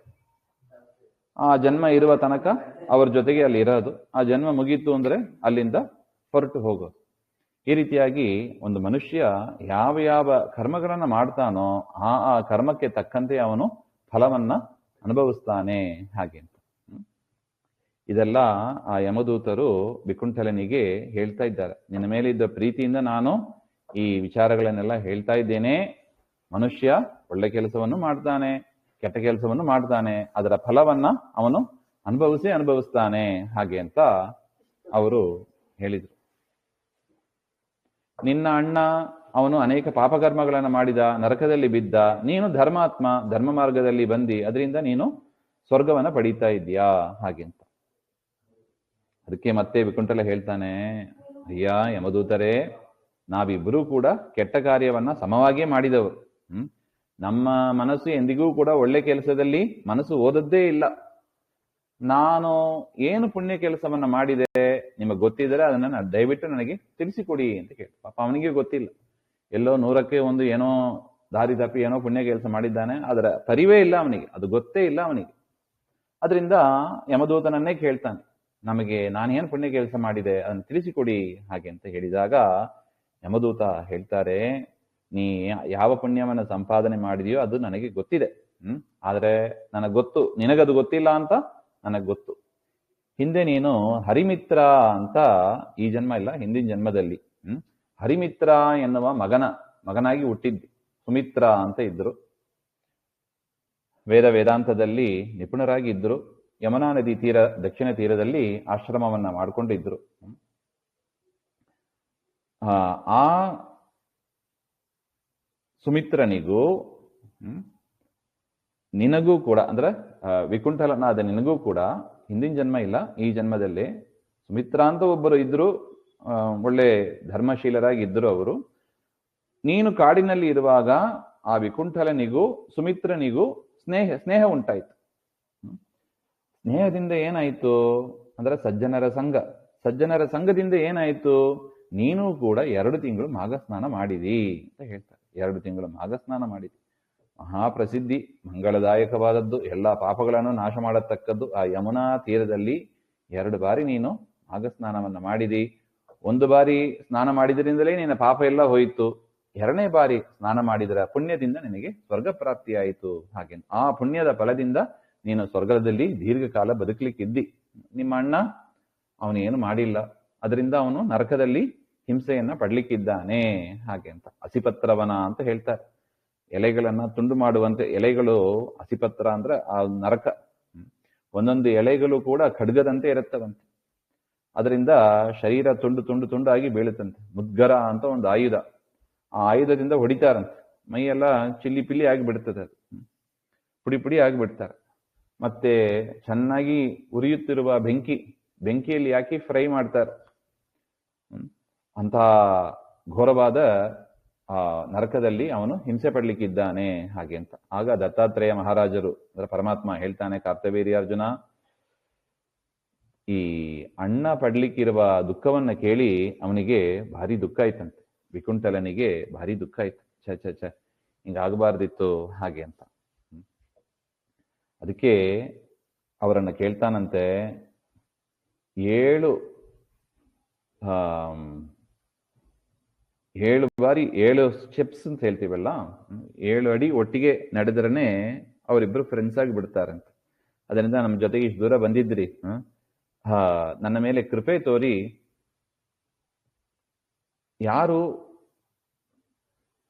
ಯಾರ್ಯಾರೆಲ್ಲ ನರಕವನ್ನು ಹೊಂದುತ್ತಾರೆ, ಯಾರ್ಯಾರೆಲ್ಲ ಸ್ವರ್ಗಕ್ಕೆ ಹೊಂದುತ್ತಾರೆ, ಈ ವಿಷಯವನ್ನ ನನಗೆ ಸ್ಪಷ್ಟಪಡಿಸಿ ಹಾಗೆ ಅಂತ. ಇಷ್ಟು ದೂರ ಹೊತ್ತಿಗೆ ಬಂದಿದ್ದೀರಾ, ಅದರಿಂದ ನನ್ನ ಮೇಲೆ ಕೃಪೆ ತೋರಿ ಯಾರು ಸ್ವರ್ಗಕ್ಕೆ ಹೋಗ್ತಾರೆ, ಯಾರು ನರಕಕ್ಕೆ ಹೋಗ್ತಾರೆ ಅಂತ ಕೇಳಿದಾಗ ಯಮದೂತರು ಹೇಳಿದರಂತೆ, ನೀನು ಒಳ್ಳೆ ಪ್ರಶ್ನೆಯನ್ನೇ ನೀನು ಮಾಡಿದ್ಯಾ ಹಾಗೆ ಅಂತ. ಆದರೂ ಕೂಡ ನಿನ್ನ ಮೇಲೆ ಇದ್ದ ಪ್ರೀತಿಯಿಂದ ನಾನು ಇದನ್ನ ಹೇಳ್ತೇನೆ. ಯಾರು ಕಾಯೇನ ವಾಚ ಮನಸ ಇನ್ನೊಬ್ಬರಿಗೆ ಹಿಂಸೆ ಮಾಡೋದಿಲ್ಲವೋ ಅವರು ಎಂದಿಗೂ ಕೂಡ ಯಮಲೋಕಕ್ಕೆ ಹೋಗೋದಿಲ್ಲವಂತೆ. ಕಾಯೇನ ವಾಚ ಮನಸ ಇನ್ನೊಬ್ಬರಿಗೆ ಹಿಂಸೆ ಮಾಡಬಾರ್ದು, ಅಂದ್ರೆ ಅಹಿಂಸಾ ಅಂತ ಹೇಳ್ತಾರೆ.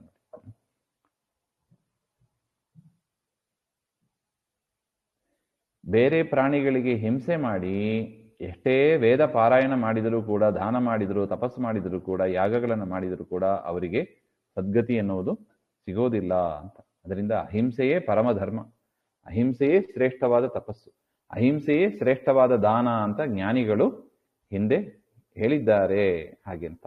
ಅದರಿಂದ ಸೊಳ್ಳೆ ಇರ್ಬೋದು, ನೊಣ ಇರ್ಬೋದು, ತಿಗಣೆಯಂತೆ ಇರ್ಬೋದು, ಯಾವುದನ್ನು ಕೂಡ ನಾವು ಹಿಂಸೆ ಮಾಡಬಾರದು ಹಾಗೆ ಅಂತ.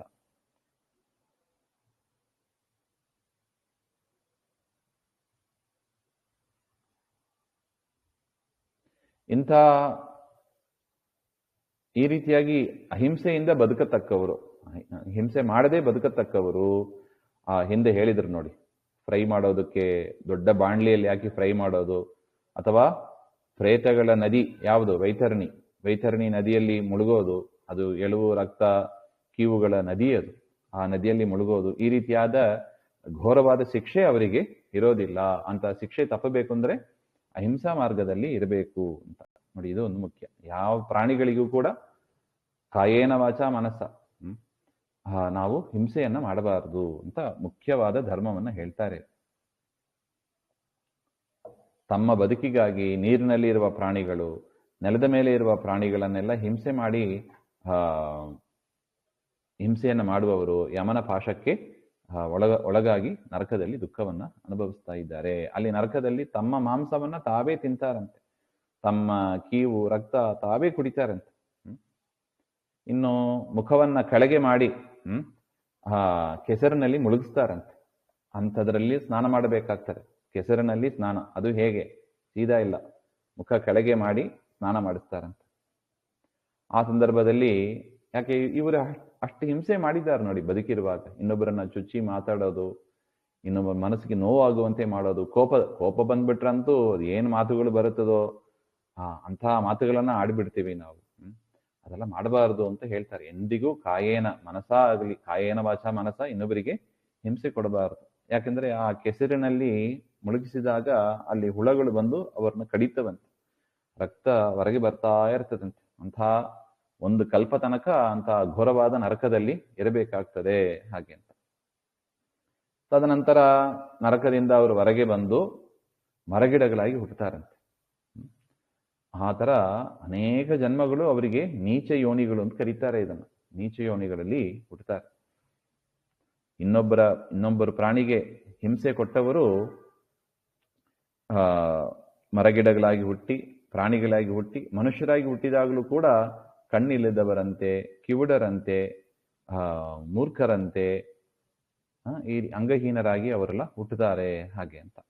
ಅದರಿಂದ ಇಹಲೋಕದಲ್ಲಾಗಲಿ ಪರಲೋಕದಲ್ಲಾಗಲಿ ಧರ್ಮವನ್ನ ಮಾಡ್ತಾ ಕಾಯೇನ ವಾಚ ಮನಸ ಇನ್ನೊಬ್ಬರಿಗೆ ಹಿಂಸೆಯನ್ನ ನಾವು ಕೆಡುಕನ್ನು ಬಯಸಬಾರದು. ಎಲ್ಲರೂ ಚೆನ್ನಾಗಿರ್ಲಿ, ಸರ್ವೇ ಲೋಕ ಸಮಸ್ತ ಸುಖಿನೋ ಭವಂತು ಅಂತ ಹೇಳ್ತಾರೆ ನೋಡಿ. ಆ ರೀತಿಯಾಗಿ ಚಿಂತನೆ ಮಾಡಬೇಕು ಅಂತ ಆಗ್ಬಿಟ್ಟು. ಅದರಿಂದ ಇನ್ನೊಬ್ಬರಿಗೆ ಹಿಂಸೆ ಮಾಡಿದವರು ಈ ಲೋಕದಲ್ಲಾಗಲಿ ಪರಲೋಕದಲ್ಲಿ ಆಗಲಿ ಅವರು ಸುಖವನ್ನ ಕಾಣೋದಿಲ್ಲ ಹಾಗೆ ಅಂತ.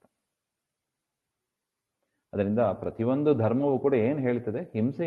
ಅಹಿಂಸೆಯನ್ನೇ ಬೋಧನೆ ಮಾಡ್ತಾ ಇದೆ ನೋಡಿ. ನಮ್ಮಲ್ಲೂ ಕೂಡ ಅಷ್ಟೇ, ಈ ದವಸ ಧಾನ್ಯಗಳನ್ನೆಲ್ಲ, ಅಕ್ಕಿ ಇತ್ಯಾದಿಗಳನ್ನೆಲ್ಲ ಬೇಯಿಸಿ ತಿಂತೀವಿ. ಅಲ್ಲೂ ಕೂಡ ಪ್ರಾಣಿಗಳು ಇದೆ, ಹಣ್ಣುಗಳು, ತರಕಾರಿಗಳು, ಅದರಲ್ಲೂ ಕೂಡ ಪಶು ಪ್ರಾಣಿಗಳು ಇದೆ, ಅದು ಕ್ರಿಮಿಗಳು ಇರುತ್ತವೆ.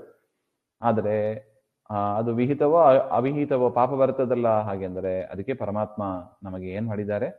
ವೈಶ್ವದೇವ ಎನ್ನುವ ಒಂದು ಕ್ರಮವನ್ನು ಇಟ್ಟಿದ್ದಾರೆ. ಅದು ಪಾಪ ಹೌದು. ಅಕ್ಕಿ, ಬೇಳೆ, ದವಸ ಧಾನ್ಯ, ತರಕಾರಿ, ಹಣ್ಣು ಎಲ್ಲದರಲ್ಲೂ ಕ್ರಿಮಿಗಳು ಇರುತ್ತವೆ. ನಾವು ತಿಂದಾಗ ಅದು ನಾಶವಾಗುತ್ತವೆ. ಅದಕ್ಕಾಗಿ ನಾವು ಊಟ ಮಾಡದೇ ಇರಕ್ಕಾಗೋದಿಲ್ಲ. ಅದರಿಂದ ಪರಮಾತ್ಮ ಮಾಡಿರೋ ವ್ಯವಸ್ಥೆ, ಅನ್ನದಾನವನ್ನ ಮಾಡು, ನೀನು ತಗೊಳ್ಳಿಕ್ ಮುಂಚೆ ಅತಿಥಿ ಸತ್ಕಾರ ಮಾಡು, ಬ್ರಾಹ್ಮಣನಿಗೆ ವೈಶ್ವದೇವ ಬಲಿಹರಣ, ದೇವತೆಗಳಿಗೆ ಆಹಾರ ಕೊಡು. ಮೊದಲು ದೇವರಿಗೆ ನೈವೇದ್ಯ, ಆಮೇಲೆ ದೇವತೆಗಳಿಗೆ ಆಹುತಿಯನ್ನ ಕೊಡಬೇಕು, ಆಮೇಲೆ ಅತಿಥಿಗಳಿಗೆ ಕೊಟ್ಟು, ಮನೆ ಹಿರಿಯರಿಗೆ ಕೊಟ್ಟು, ತದನಂತರ ನೀನು ಉಣ್ಣಬೇಕು. ಹೊರತು ನೀನು ಒಬ್ಬನೇ ಅಡಿಗೆ ಮಾಡಿ ನೀನು ಒಬ್ಬನೇ ಊಟ ಮಾಡಬಾರದು ಅಂತ ಹಿಂದನೂ ಹೇಳಿದ್ದಾರೆ. ಇಲ್ಲೂ ಕೂಡ ಅಂಥದೇ ವಿಚಾರ ಬರ್ತದೆ ನೋಡಿ. ಅದರಿಂದ ನಾವು ತಿನ್ನುವ ಆಹಾರ ಅದು ಕೂಡ ಪ್ರಾಣಿ ಹಿಂಸೆ ಆಗತ್ತದಲ್ಲ ಅಂತ ಒಂದು ಪ್ರಶ್ನೆ ನಮ್ಮಲ್ಲಿ ಬರಬಹುದು. ಅದಕ್ಕೆ ಇಷ್ಟೇ ಉತ್ತರ, ಪರಿಹಾರ ಕೃಷ್ಣನೇ ಹೇಳಿದ್ದಾನೆ ಭಗವದ್ಗೀತೆಯಲ್ಲಿ. ಅದರಿಂದ ಚಿಂತನೆ ಮಾಡಬೇಕಾಗಿಲ್ಲ ಅಂತ ಒಟ್ಟು. ಈ ರೀತಿಯಾಗಿ ಇನ್ನೂ ವಿಸ್ತಾರ ಇದೆ. ಯಮದೂತರು ದೀರ್ಘವಾದ ಒಂದು ಉಪದೇಶವನ್ನ ಮಾಡ್ತಾ ಇದ್ದಾರೆ, ಯಾರ್ಯಾರೆಲ್ಲ ನರಕಕ್ಕೆ ಹೋಗ್ತಾರೆ ಹಾಗೆ ಅಂತ.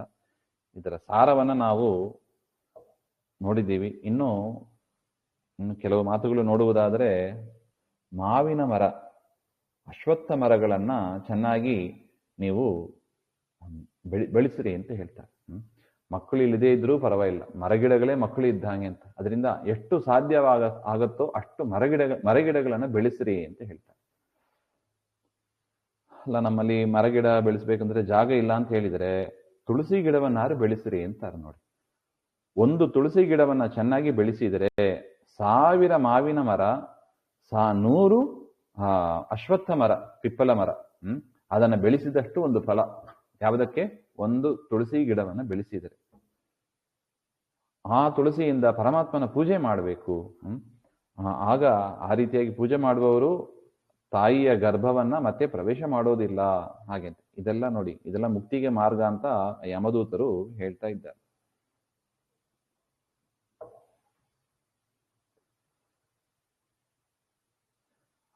ಪುಷ್ಕರ ಮುಂತಾದ ತೀರ್ಥಾಭಿಮಾನಿ ದೇವತೆಗಳು, ಗಂಗಾ ಮೊದಲಾದ ನದಿಗಳು, ವಾಸುದೇವ ಮೊದಲಾದ ಎಲ್ಲ ದೇವತೆಗಳು ತುಳಸಿ ಪತ್ರದಲ್ಲಿ ಇದ್ದಾರೆ. ಹಾಗೆ ಒಂದು ತುಳಸಿ ದಳದಲ್ಲಿ ಎಷ್ಟು ಮಹಿಮೆ ಇದೆ ನೋಡಿ. ಯನ್ಮೂಲೆ ಸರ್ವತೀರ್ಥಾನಿ ಯನ್ಮಧ್ಯೆ ಸರ್ವದೇವತಾ ಯದಗ್ರೆ ಸರ್ವವೇದಾಶ್ಚ ತುಳಸಿ ತ್ವಾಂ ನಮಾಮ್ಯಹಂ ಅಂತ ತುಳಸಿಯ ಮಹಿಮೆಯನ್ನು ಕೂಡ ಆ ಯಮದೂತರು ಹೇಳ್ತಾ ಇದ್ದಾರೆ. ಅದರಿಂದ ತುಳಸಿ ಗಿಡವನ್ನ ಚೆನ್ನಾಗಿ ಬೆಳೆಸಿ ಪೂಜೆ ಮಾಡಿ ಮತ್ತು ಪರಮಾತ್ಮನಿಗೆ ಪೂಜೆಯಲ್ಲಿ ಅದನ್ನ ಬಳಸಬೇಕು ಹಾಗೆ ಅಂತ ಹೇಳ್ತಾ ಇದ್ದಾರೆ. ಅಂಥವರು ಚತುರ್ಭುಜಧಾರಿಯಾದ ಪರಮಾತ್ಮನ ವಾಸಸ್ಥಾನವಾದ ವೈಕುಂಠಕ್ಕೆ ಹೋಗಿ ಅಲ್ಲಿ ಸುಖವನ್ನು ಕಾಣ್ತಾರೆ ಹಾಗೆ ಅಂತ ಒಟ್ಟು.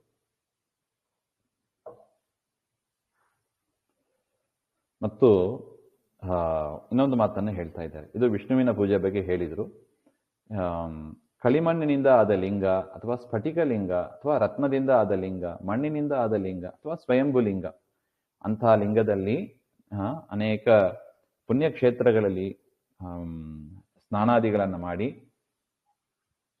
ಹಿರಿಯರು ಪ್ರತಿಷ್ಠೆ ಮಾಡಿದ ಲಿಂಗಗಳನ್ನ ಅದರಲ್ಲಿ ನಾವು ಭೂತನಾಥ ಅಂದರೆ ಶಿವನನ್ನ ಪೂಜೆ ಮಾಡಬೇಕು ಹಾಗೆ ಅಂತ ಆವಾಹನೆ ಮಾಡಿ ಪೂಜೆಯನ್ನು ಮಾಡಿ ನಮಃ ಶಿವಾಯ ಅಂತ ಮಂತ್ರ ಇದೆ. ಶಿವನ ಮಂತ್ರ ಜಪಿಸಿದಂತೆ ನಾವು 1 ಹೊತ್ತೋ 2 ಹೊತ್ತೋ 3 ಹೊತ್ತೋ ಪೂಜೆಯನ್ನ ಯಾರು ಮಾಡ್ತಾರೆ ಅಂಥವರು ಕೂಡ, ಶಿವನ ಪೂಜೆಯನ್ನು ಮಾಡುವವರು ಕೂಡ ಯಮಲೋಕವನ್ನ ಹೊಂದೋದಿಲ್ಲ ಅಂತ ಶಿವನ ಮಹಿಮೆಯನ್ನು ಕೂಡ ಇಲ್ಲಿಗೆ ಹೇಳ್ತಾ ಇದ್ದಾರೆ ನೋಡಿ. ಈಗ ಶಿವರಾತ್ರಿ ಬರ್ಲಿಕ್ಕಿದೆ. ಶಿವರಾತ್ರಿ ದಿವಸ ವಿಶೇಷವಾಗಿ ನಾವು ಶಿವನ ಆರಾಧನೆಯನ್ನ ಮಾಡಬೇಕು ಎಂಬ ಒಂದು ನಿಮಿತ್ತವೂ ಕೂಡ ಇಲ್ಲಿ ನಮಗೆ ತೋರಿಸಿಕೊಡ್ತಾ ಇದ್ದೆ.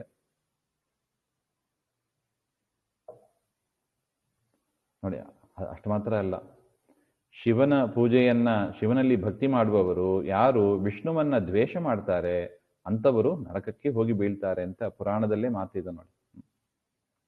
ಮತ್ತು ರುದ್ರನಿಗೆ ಸಮರ್ಪಣೆ ಮಾಡಿದ ಸಂಪತ್ತಿರ್ಬೋದು, ಹೂವು, ಹಣ್ಣು, ನೀರು ಯಾವುದನ್ನು ಕೂಡ ನಮ್ಮ ಸ್ವಂತ ಉಪಯೋಗಕ್ಕೆ ನಾವು ಮಾಡಬಾರದಂತೆ. ಶಿವ ನಿರ್ಮಾಲ್ಯವನ್ನ ನಾವು ದಾಟಬಾರದು, ಅದನ್ನ ಮನೆಗೆ ಸ್ವಂತಕ್ಕೆ ನಾವು ಬಳಸಬಾರದು ಹಾಗೆ ಅಂತ. ಏನ್ ಮಾಡಬೇಕು? ಬಾವಿ, ಕೆರೆ ಇತ್ಯಾದಿಗಳಲ್ಲಿ ಯಾವುದನ್ನೆಲ್ಲ ಸೇರಿಸಬೇಕು ಹಾಗೆ ಅಂತ ಹೇಳ್ತಾ ಇದ್ದಾರೆ. ಯಾರು ಮೋಹದಿಂದಲೋ ಆಸೆಯಿಂದಲೋ ಶಿವನಿಗೆ ಸಂಬಂಧಪಟ್ಟ ಪದಾರ್ಥವನ್ನ ಸ್ವಲ್ಪವನ್ನಾದರೂ ತರ್ತಾರೆ, ಅವರು ಕಲ್ಪದ ಕೊನೆ ತನಕ ನರಕದಲ್ಲಿ ಇದ್ದು ದುಃಖವನ್ನ ಅನುಭವಿಸಬೇಕಾಗ್ತದೆ ಹಾಗೆ ಅಂತ.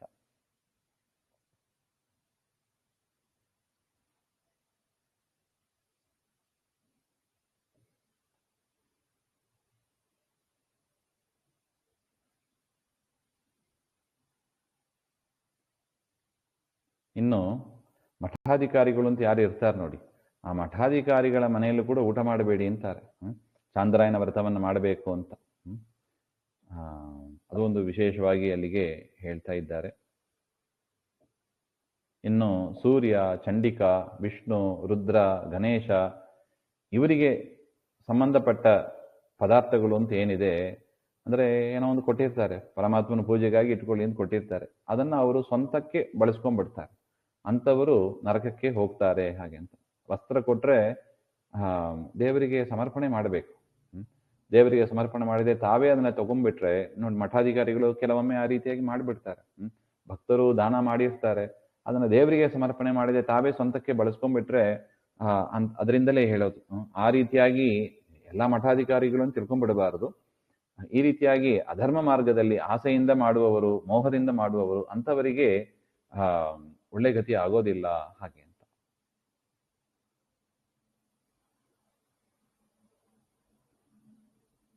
ಅದೇ ತರ ಅತಿಥಿ ಸತ್ಕಾರ, ಮಧ್ಯಾಹ್ನ ಹೊತ್ತು ಯಾರು ಮನೆಗೆ ಬರ್ತಾರೋ ಅವರನ್ನ ಉಪಚಾರ ಮಾಡಬೇಕು ಹಾಗೆ ಅಂತ. ಅವನು ಪಂಡಿತನಾಗಿರ್ಲಿ, ಪಾಮರನಾಗಿರ್ಲಿ, ಯಾರೇ ಪಾಪ ಮಾಡಿದವನಾಗಿರ್ಲಿ, ಯಾರೇ ಆದರೂ ಕೂಡ ಅವನು ಬ್ರಹ್ಮನಿಗೆ ಸಮಾನವಾಗಿ ಇರ್ತಾನೆ, ಚತುರ್ಮುಖ ಬ್ರಹ್ಮದೇವರಿಗೆ ಸಮಾನವಾಗಿ ಇರ್ತಾರೆ. ಅದರಿಂದ ಅತಿಥಿ ಅಂತ ಯಾರಿದ್ದಾರೆ, ಅತಿಥಿ ಅಭ್ಯಾಗತರು ಅಂತ ಯಾರಿದ್ದಾರೆ ಅವರನ್ನ ಸಮವಾಗಿ ನಾವು ಭಾವಿಸಿ, ಯಾರೇ ಬರಲಿ ಸಮವಾಗಿ ಭಾವಿಸಿ ಅವರನ್ನ ತೃಪ್ತಿಪಡಿಸಿ ಕಳಿಸೋದು ಗೃಹಸ್ಥರ ಒಂದು ಕರ್ತವ್ಯ ಅಂತ.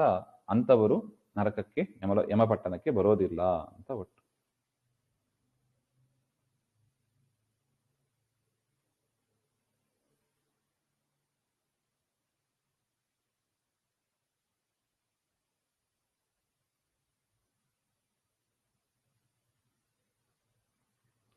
ಇನ್ನು ವಿಶೇಷವಾಗಿ ಅನ್ನದಾನದ ಮಹಿಮೆಯನ್ನ ಹೇಳ್ತಾ ಇದ್ದಾರೆ. ಅನ್ನದಾನವನ್ನು ಮಾಡುವವರು, ಪ್ರತಿನಿತ್ಯ ಅನ್ನದಾನ ಮಾಡುವವರು ದೇವತೆಗಳ ದೇವದೂತರ ವಿಮಾನದಲ್ಲಿ ಇದ್ದು ಅಮೃತವನ್ನು ಪಾನ ಮಾಡ್ತಾ ಇದ್ದಾರೆ. ಇನ್ನು ಸ್ವರ್ಗದ ಕಾಲ ಮುಗಿದ ಮೇಲೂ ಕೂಡ ಅವರು ಉತ್ತಮ ಕ್ಷೇತ್ರಗಳಲ್ಲಿ ಅವರು ಹುಟ್ಟುತ್ತಾರೆ ಹಾಗೆ ಅಂತ. ಮತ್ತೆ ಭಾರತ ವರ್ಷದಲ್ಲಿ ಒಂದು ಶ್ರೇಷ್ಠವಾದ ರಾಜನಾಗಿ ಹುಟ್ಟುತ್ತಾರೆ ಮತ್ತು ಅಲ್ಲಿ ಅವನು ಮತ್ತೆ ಅನ್ನದಾನವನ್ನ ಮಾಡುವವನಾಗಿ ದೀರ್ಘಾಯುಷಿಯಾಗಿ ಸುಖಭೋಗಗಳನ್ನು ಮಾಡ್ತಾ ಇರ್ತಾನೆ ಹಾಗೆ ಅಂತ. ಅದರಿಂದ ಅನ್ನದಾನ ಶ್ರೇಷ್ಠವಾದದ್ದು. ಯಾಕೆ? ಅನ್ನಗತ ಪ್ರಾಣ ಅಂತಾನೆ ಹೇಳ್ತಾರೆ. ನಮ್ಮ ಪ್ರಾಣ ಇರೋದೇ ಅನ್ನದಲ್ಲಿ. ಅದರಿಂದ ಜ್ಞಾನಿಗಳು ಅನ್ನದಾನ ಮಾಡಿದವನನ್ನ ಪ್ರಾಣದಾನ ಮಾಡಿದವನು ಅಂತಾನೆ ಭಾವಿಸ್ತಾರಂತೆ. ಬರೀ ಅನ್ನದಾನ ಮಾಡಿಲ್ಲ, ಅವನು ಮಾಡಿದ್ದೇನೋ ಪ್ರಾಣದಾನ. ಅದರಿಂದ ಅದಕ್ಕೊಂದು ಇತಿಹಾಸವನ್ನು ಕೂಡ ಹೇಳ್ತಾ ಇದ್ದಾರೆ. ಈ ಕಥೆಯನ್ನು ಕೂಡ ಯಮದೂತರೇ ಹೇಳ್ತಾ ಇದ್ದಾರೆ ಆ ವೈಶ್ಯನಿಗೆ, ವಿಕುಂಠಲನಿಗೆ. ಕೇಸರಿ ಧ್ವಜ ಅಂತ ಒಬ್ಬ ರಾಜ ಇದ್ದಂತೆ. ಅವನು ಅನೇಕ ಪುಣ್ಯವನ್ನ ಸಂಪಾದನೆ ಮಾಡಿ ಸ್ವರ್ಗಕ್ಕೆ ಹೋದ. ಸ್ವರ್ಗಕ್ಕೆ ಹೋದ ಮೇಲೆ ಅದು ಖರ್ಚಾಗ್ಬಿಡುತ್ತೆ. ಬ್ಯಾಂಕಿಂದ ಹಣ ತೆಗಿತಾ ಇದ್ರೆ ಖರ್ಚಾಗುತ್ತದೆ ನೋಡಿ, ಆ ಥರ ಖರ್ಚಾಗ್ಬಿಡುತ್ತೆ. ಖರ್ಚಾದಾಗ ಬ್ಯಾಂಕಲ್ಲಿ ದುಡ್ಡು ಕೊಡಲ್ಲ. ಅದೇ ತರ ಅವನು ಕೂಡ ಸ್ವರ್ಗದಲ್ಲಿ ಇರಲಿಕ್ಕೆ ಕೆಳಗೆ ಬೀಳ್ಬೇಕು. ಅವನ ಮೇಲೆ ಆ ಯಮನಿಗೆ ಕರುಣೆ ಬಂತಂತೆ. ಇಷ್ಟು ವರ್ಷ ಸ್ವರ್ಗದಲ್ಲಿ ಇದ್ದ, ಇನ್ನು ಮುಂದೆ ಭೂಮಿಗೆ ಹೋಗ್ತಾನೆ, ಪುಣ್ಯ ಖರ್ಚಾಯ್ತು ನೋಡಿ. ಇದೆ ಸ್ವರ್ಗದ ಅವಸ್ಥೆ ಅಂದ್ರೆ ಹೀಗೆ. ಅಲ್ಲಿ ಹೋದ ಮೇಲೆ ಸ್ವಲ್ಪ ದಿವಸ ಇರಬೇಕು, ಮತ್ತೆ ಬರಬೇಕು. ಅದಕ್ಕೆ ಸ್ವರ್ಗಕ್ಕಿಂತ ಮೋಕ್ಷ ಅದು ಉತ್ತಮ ಅಂತ ಹೇಳ್ತಾರೆ. ಪರಮಾತ್ಮನ ಭಕ್ತಿ ಮಾಡಿದರೆ ನಾವು ಯಾವುದು ಕೇಳಬೇಕಾಗಿಲ್ಲ. ಈ ಲೋಕ ಆ ಲೋಕ ಎಲ್ಲವನ್ನು ಕೂಡ ದೇವರೇ ನೋಡಿ ವ್ಯವಸ್ಥೆ ಮಾಡಿ ಕೊಡ್ತಾನೆ. ಅವ್ನು ಕೊಟ್ಟದನ್ನು ನಾವು ತಗೋಬೇಕಷ್ಟೆ. ಟಾಂಗೆ ಇರುವೇನೋ ಹರಿಯೇ ಅಂತ. ಆ ಕೇಸರಿ ಧ್ವಜ ಭೂಮಿಗೆ ಬರ್ತಾ ಇರುವಾಗ ಯಮದೇವರು ಒಂದು ಉಪದೇಶ ಮಾಡಿದರಂತೆ. ನೋಡಪ್ಪ, ನೀನು ಮತ್ತೆ ಸ್ವರ್ಗಕ್ಕೆ ಹೋಗಬೇಕು ಅಂತ ಅನಿಸಿದರೆ ಭೂಮಿಗೆ ಹೋಗು. ನೀನು ಅಲ್ಲಿ ಅನ್ನದಾನವನ್ನ ಮಾಡು, ಅನ್ನದಾನ ಮಾಡು, ತಪ್ಪದೆ ಅನ್ನದಾನ ಮಾಡು ಅಂತ. ಈ ಮಾತುಗಳನ್ನ ಯಮನ ಬಾಯಿಯಿಂದ ನಾವೇ ಕೇಳಿದೀವಿ, ಯಮದೂತರು ಇವರು. ಅದರಿಂದ ಅನ್ನದಾನಕ್ಕೆ ಸರಿಸಾಟಿಯಾದ ಮತ್ತೊಂದು ದಾನ ಇಲ್ಲ ಅಂತ ನಿನಗೆ ತಿಳಿಸುವುದಕ್ಕಾಗಿ ನಾನು ಹೇಳಿದ್ದೇನೆ ಹಾಗೆ ಅಂತ. ನೋಡಿ, ಬೇಸಿಗೆ ಕಾಲದಲ್ಲಿ ನೀರು ಕೊಡಬೇಕು, ಚಳಿಗಾಲದಲ್ಲಿ ಕಾಯಿಸ್ಕೊಳ್ಳಿಕ್ಕೆ ಬೆಂಕಿಯನ್ನು ಕೊಡ್ಬೇಕಂತ. ಆದರೆ ಅನ್ನದಾನವನ್ನು ಮಾತ್ರ ಯಾವಾಗಲೂ ಕೊಡಬೇಕು. ಚಳಿಗಾಲ ಇರಲಿ, ಬೇಸಿಗೆ ಕಾಲ ಇರಲಿ, ಅನ್ನದಾನ ಮಾಡ್ತಾ ಇರಬೇಕು. ಆಗ ಯಮಯಾತನೆ ಸಿಗೋದಿಲ್ಲ ಹಾಗೆ ಅಂತ. ಮತ್ತು ಗೊತ್ತಿದ್ದೋ ಪ್ರಾಯಶ್ಚಿತ್ತವನ್ನ ಮಾಡ್ಕೋಬೇಕು ಅಂತ ಹೇಳ್ತಾರೆ ನೋಡಿ. ಗೊತ್ತಿದ್ದೋ ಗೊತ್ತಿಲ್ಲದೇನೋ ಏನೋ ಒಂದು ತಪ್ಪು ಮಾಡಿರ್ತೀವಿ, ಆ ಪ್ರಾಯಶ್ಚಿತ್ತ ಪರಿಹಾರಕ್ಕಾಗಿ ನಾವು ಏನಾದ್ರು ಒಂದು ಮಾಡಿಕೊಂಡ್ರೆ ಆಗ ಕೂಡ ನಮಗೆ ಯಮನ ಕಾಟ ಇರೋದಿಲ್ಲ ಹಾಗೆ ಅಂತ. ಕಾಯೇನ ವಾಚ ಮನಸ ಪಾಪಗಳು ಮಾಡಿರ್ತೇವೆ, ಅದಕ್ಕೆ ಪ್ರಾಯಶ್ಚಿತ್ತವನ್ನು ನಾವು ಮಾಡ್ಕೋಬೇಕು ಹಾಗೆ ಅಂತ. ಯಾವುದು ಪ್ರಾಯಶ್ಚಿತ್ತ? ಮುಖ್ಯವಾದ ಪ್ರಾಯಶ್ಚಿತ್ತ ಅವರೇ ಹೇಳ್ತಾರೆ ನೋಡಿ. ಗಾಯತ್ರಿ ಮಂತ್ರ. ಪುರುಷರಾದವರು ಗಾಯತ್ರಿ ಮಂತ್ರವನ್ನ ಜಪ ಮಾಡಿದಷ್ಟು ಅವರಿಗೆ ಪಾಪ ಎಲ್ಲ ಪರಿಹಾರ ಆಗ್ತದೆ. ಮಹಾ ಪ್ರಾಯಶ್ಚಿತ್ತ ಗಾಯತ್ರಿ ಮಂತ್ರ. ಅಥವಾ ಬೇರೆ ಯಾವ್ದಾದ್ರು ವೇದ ಮಂತ್ರಗಳು ಇರ್ಬೋದು, ವೇದ ಪಾಠವನ್ನ ಕಲಿಯೋದು, ಅಥವಾ ಬೆಳಿಗ್ಗೆ ಸಾಯಂಕಾಲ ಅಗ್ನಿಯಲ್ಲಿ ಆಹುತಿಯನ್ನ ಇಟ್ಟು ವೈಶ್ವದೇವಾದಿ ಹೋಮಗಳನ್ನ ಮಾಡುವುದು, ಇದೆಲ್ಲವೂ ಕೂಡ ಪುಣ್ಯಕ್ಷೇತ್ರದಲ್ಲಿ ಸ್ನಾನ ಮಾಡೋದು, ಇದೆಲ್ಲವೂ ಕೂಡ ಪ್ರಾಯಶ್ಚಿತ್ತ ಹಾಗೆ ಅಂತ ಹೇಳ್ತಾ ಇದ್ದಾರೆ. ಅದರಿಂದ ಮಾಘ ಸ್ನಾನ ಬಂದಾಗ ಪ್ರಾತಃ ಸ್ನಾನ, ಅನ್ನದಾನಾದಿಗಳು, ತುಳಸಿಯ ಒಂದು ಗಿಡವನ್ನ ಬೆಳೆಸೋದು, ಪೂಜೆ ಮಾಡೋದು, ಇದೆಲ್ಲವೂ ಕೂಡ ಮಹಾಪುಣ್ಯದಾಯಕ ಹಾಗೆ ಅಂತ ದತ್ತಾತ್ರೇಯರು ಹೇಳ್ತಾ ಇದ್ದಾರೆ. ಇದು ಸಮಯ ಮುಗಿತಾ ಬರ್ತಾ ಇದೆ. ಇನ್ನು ತುಂಬಾ ವಿಚಾರಗಳು ಇದೆ. ಅದನ್ನ ಮತ್ತೆ ಇನ್ನೊಂದು ಸಮಯ ಸೇರಿದಾಗ ನೋಡೋಣ. ಈಗ ಶಿವರಾತ್ರಿಯ ಬಗ್ಗೆ ಸ್ವಲ್ಪ ವಿಚಾರವನ್ನ ಮಾಡಬೇಕು ಅಂತ ಅವರು ಹೇಳಿದ್ದಾರೆ. ಶಿವರಾತ್ರಿ ಮಾಘ ಕೃಷ್ಣ ಅಮಾವಾಸ್ಯೆ ಚತುರ್ದಶಿ ದಿವಸ ಬರುತ್ತದೆ. ಅದು ಸಾಯಂಕಾಲ ಸಾಮಾನ್ಯ ಅಮಾವಾಸ್ಯೆ ಇರುತ್ತದೆ.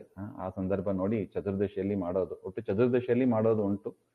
ತ್ರಯೋದಶಿ ಬಂದಿದ್ರೆ ತ್ರಯೋದಶಿ ಸಾಯಂಕಾಲ ಚತುರ್ದಶಿ ಇರುತ್ತದೆ, ಅದರಿಂದ ತ್ರಯೋದಶಿನೇ ಮಾಡೋದು ಉಂಟು ಅಂತ. ಒಟ್ಟು ಚತುರ್ದಶಿ ದಿವಸ ರುದ್ರನಿಗೆ ಪ್ರೀತಿಯಾದದ್ದು ಅಂತ ಒಂದು ವಿಚಾರ ಇದೆ. ಇದು ಯಾಕೆ ಮಾಡಬೇಕು ಹಾಗೆ ಅಂದರೆ, ಸಮುದ್ರ ಮಥನ ಮಾಡುವಾಗ ದೇವತೆಗಳು ಅಸುರರು ಒಂದು ಕಡೆ ನಿಂತು ಮಂದರ ಪರ್ವತವನ್ನು ಕಡಗೋಲಾಗಿ ಮಾಡಿಕೊಂಡು ವಾಸುಕಿ ಸರ್ಪವನ್ನು ಹಗ್ಗವಾಗಿ ಮಾಡಿಕೊಂಡು ಸಮುದ್ರ ಮಥನ ಮಾಡಿದಾಗ ಪರಮಾತ್ಮನೇ ಅಜಿತನಾಮಕ ಪರಮಾತ್ಮನಾಗಿ ಎಲ್ಲರಲ್ಲೂ ಪ್ರವೇಶ ಮಾಡಿ ಆ ಸಮುದ್ರ ಮಥನವನ್ನ ಮಾಡ್ತಾನೆ. ದೇವತೆಗಳಿಗೆ ಅಮೃತ ಕೊಡಬೇಕು, ದೇವತೆಗಳಿಗೆ ಸಂಪತ್ತು ಕೊಡಬೇಕು, ತನ್ಮೂಲಕ ಮೋಕ್ಷ ಅವರಿಗೆ ಕೊಡಬೇಕು ಎಂಬ ಉದ್ದೇಶದಿಂದ. ಆಗ ಏನಾಯಿತು, ಮೊದಲು ಬಂದದ್ದೇನು, ವಿಷ ಬಂತಂತೆ, ಕಾಲಕೂಟ ವಿಷ ಬಂತು. ಕಾಲಕೂಟ ವಿಷ ಅಂದ್ರೆ ಯಾರು ಹಾಗೆ ಅಂದ್ರೆ ಕಲಿಯೇ ಅದು. ಕಲಿಸ್ವರೂಪಂ ತದದೀವ ದುಸ್ಸಹಂ ಅಂತ ಆಚಾರ್ಯ ಹೇಳ್ತಾರೆ ತಾತ್ಪರ್ಯ ನಿರ್ಣಯದಲ್ಲಿ. ಕಲಿ ಅಂದ್ರೆ ಎರಡು ರೂಪದಲ್ಲಿ ಇರ್ತಾನೆ ಅವನು. ಒಂದು ಅಜ್ಞಾನ ಮತ್ತು ಮಿಥ್ಯಾಜ್ಞಾನ ಅಂತ. ಜ್ಞಾನ ಕೊಡದೇ ಇರೋದು ಅಥವಾ ತಪ್ಪಾದ ಜ್ಞಾನವನ್ನು ಕೊಡೋದು, ಆ ಕೆಲಸ ನಮ್ಮಲ್ಲಿ ಆದರೆ ಅದು ಕಲಿಯ ಸನ್ನಿಧಾನ ಅಂತ ಕಲಿನೇ ಆ ಕಾಲಕೂಟ ವಿಷ ಕಪ್ಪಾಗಿ ಇರುತ್ತದಂತೆ. ಆ ವಿಷದಲ್ಲಿ ಇದ್ದಾನೆ. ಅದನ್ನ ಆ ವಿಷದ ಗಾಳಿ ಬಡದಾಗಲೇ ಎಲ್ಲರಿಗೂ ವೇದನೆ ಆಯಿತು. ದೇವತೆಗಳು ಅಸುರರು ಎಲ್ಲರೂ ಓಡಿ ಹೋಗ್ಬಿಟ್ರು. ಅಮೃತ ಆಮೇಲೆ ಕುಡ್ಕೊಂಡ್ರಾಯ್ತು ಅಂತ ಮೊದಲು ಓಡೋಗೋಣ, ಪ್ರಾಣ ಉಳ್ಕೊಂಡ್ರಾಯ್ತು ಅಂತ ಆಯ್ತು ಅವರಿಗೆ. ಎಲ್ಲರೂ ಓಡೋದು. ಆಗ ಎಲ್ಲರೂ ಹೋಗಿ ರುದ್ರದೇವರಲ್ಲಿ ಪ್ರಾರ್ಥನೆ ಮಾಡ್ತಾರೆ. ಆಗ ರುದ್ರದೇವರು ಲೋಕ ಕಲ್ಯಾಣಕ್ಕಾಗಿ ನಾನು ಆ ವಿಷವನ್ನು ಪಾನ ಮಾಡ್ತೇನೆ ಅಂತ ಬರ್ತಾರೆ. ತತ್ಪೂರ್ವದಲ್ಲಿ ಪರಬ್ರಹ್ಮ ವಾಯುದೇವರಿಗೆ ಆಜ್ಞೆ ಮಾಡಿರ್ತಾನೆ. ವಾಯುದೇವರೇ, ಈ ಕಲಿಯ ರೂಪ ಇದು ಯಾರಿಂದಲೂ ಕೂಡ ನಿಗ್ರಹ ಮಾಡ್ಲಿಕ್ಕೆ ಆಗೋದಿಲ್ಲ, ನೀವೇ ಸಮರ್ಥರು, ನೀವು ಪಾನ ಮಾಡಿ ಅಂತ ಹೇಳಿ ಪರಮಾತ್ಮನ ಆಜ್ಞೆಯಂತೆ ವಾಯುದೇವರು ಅದನ್ನು ಬಂಗಾರದ ಪಾತ್ರೆಯಲ್ಲಿ ಹಾಕಿ ಅದನ್ನು ಪಾನ ಮಾಡಲಿಕ್ಕೆ ಹೊರಟರು. ಆ ಸಂದರ್ಭದಲ್ಲಿ ರುದ್ರದೇವರು ಅಲ್ಲಿಗೆ ಬಂದರಂತೆ.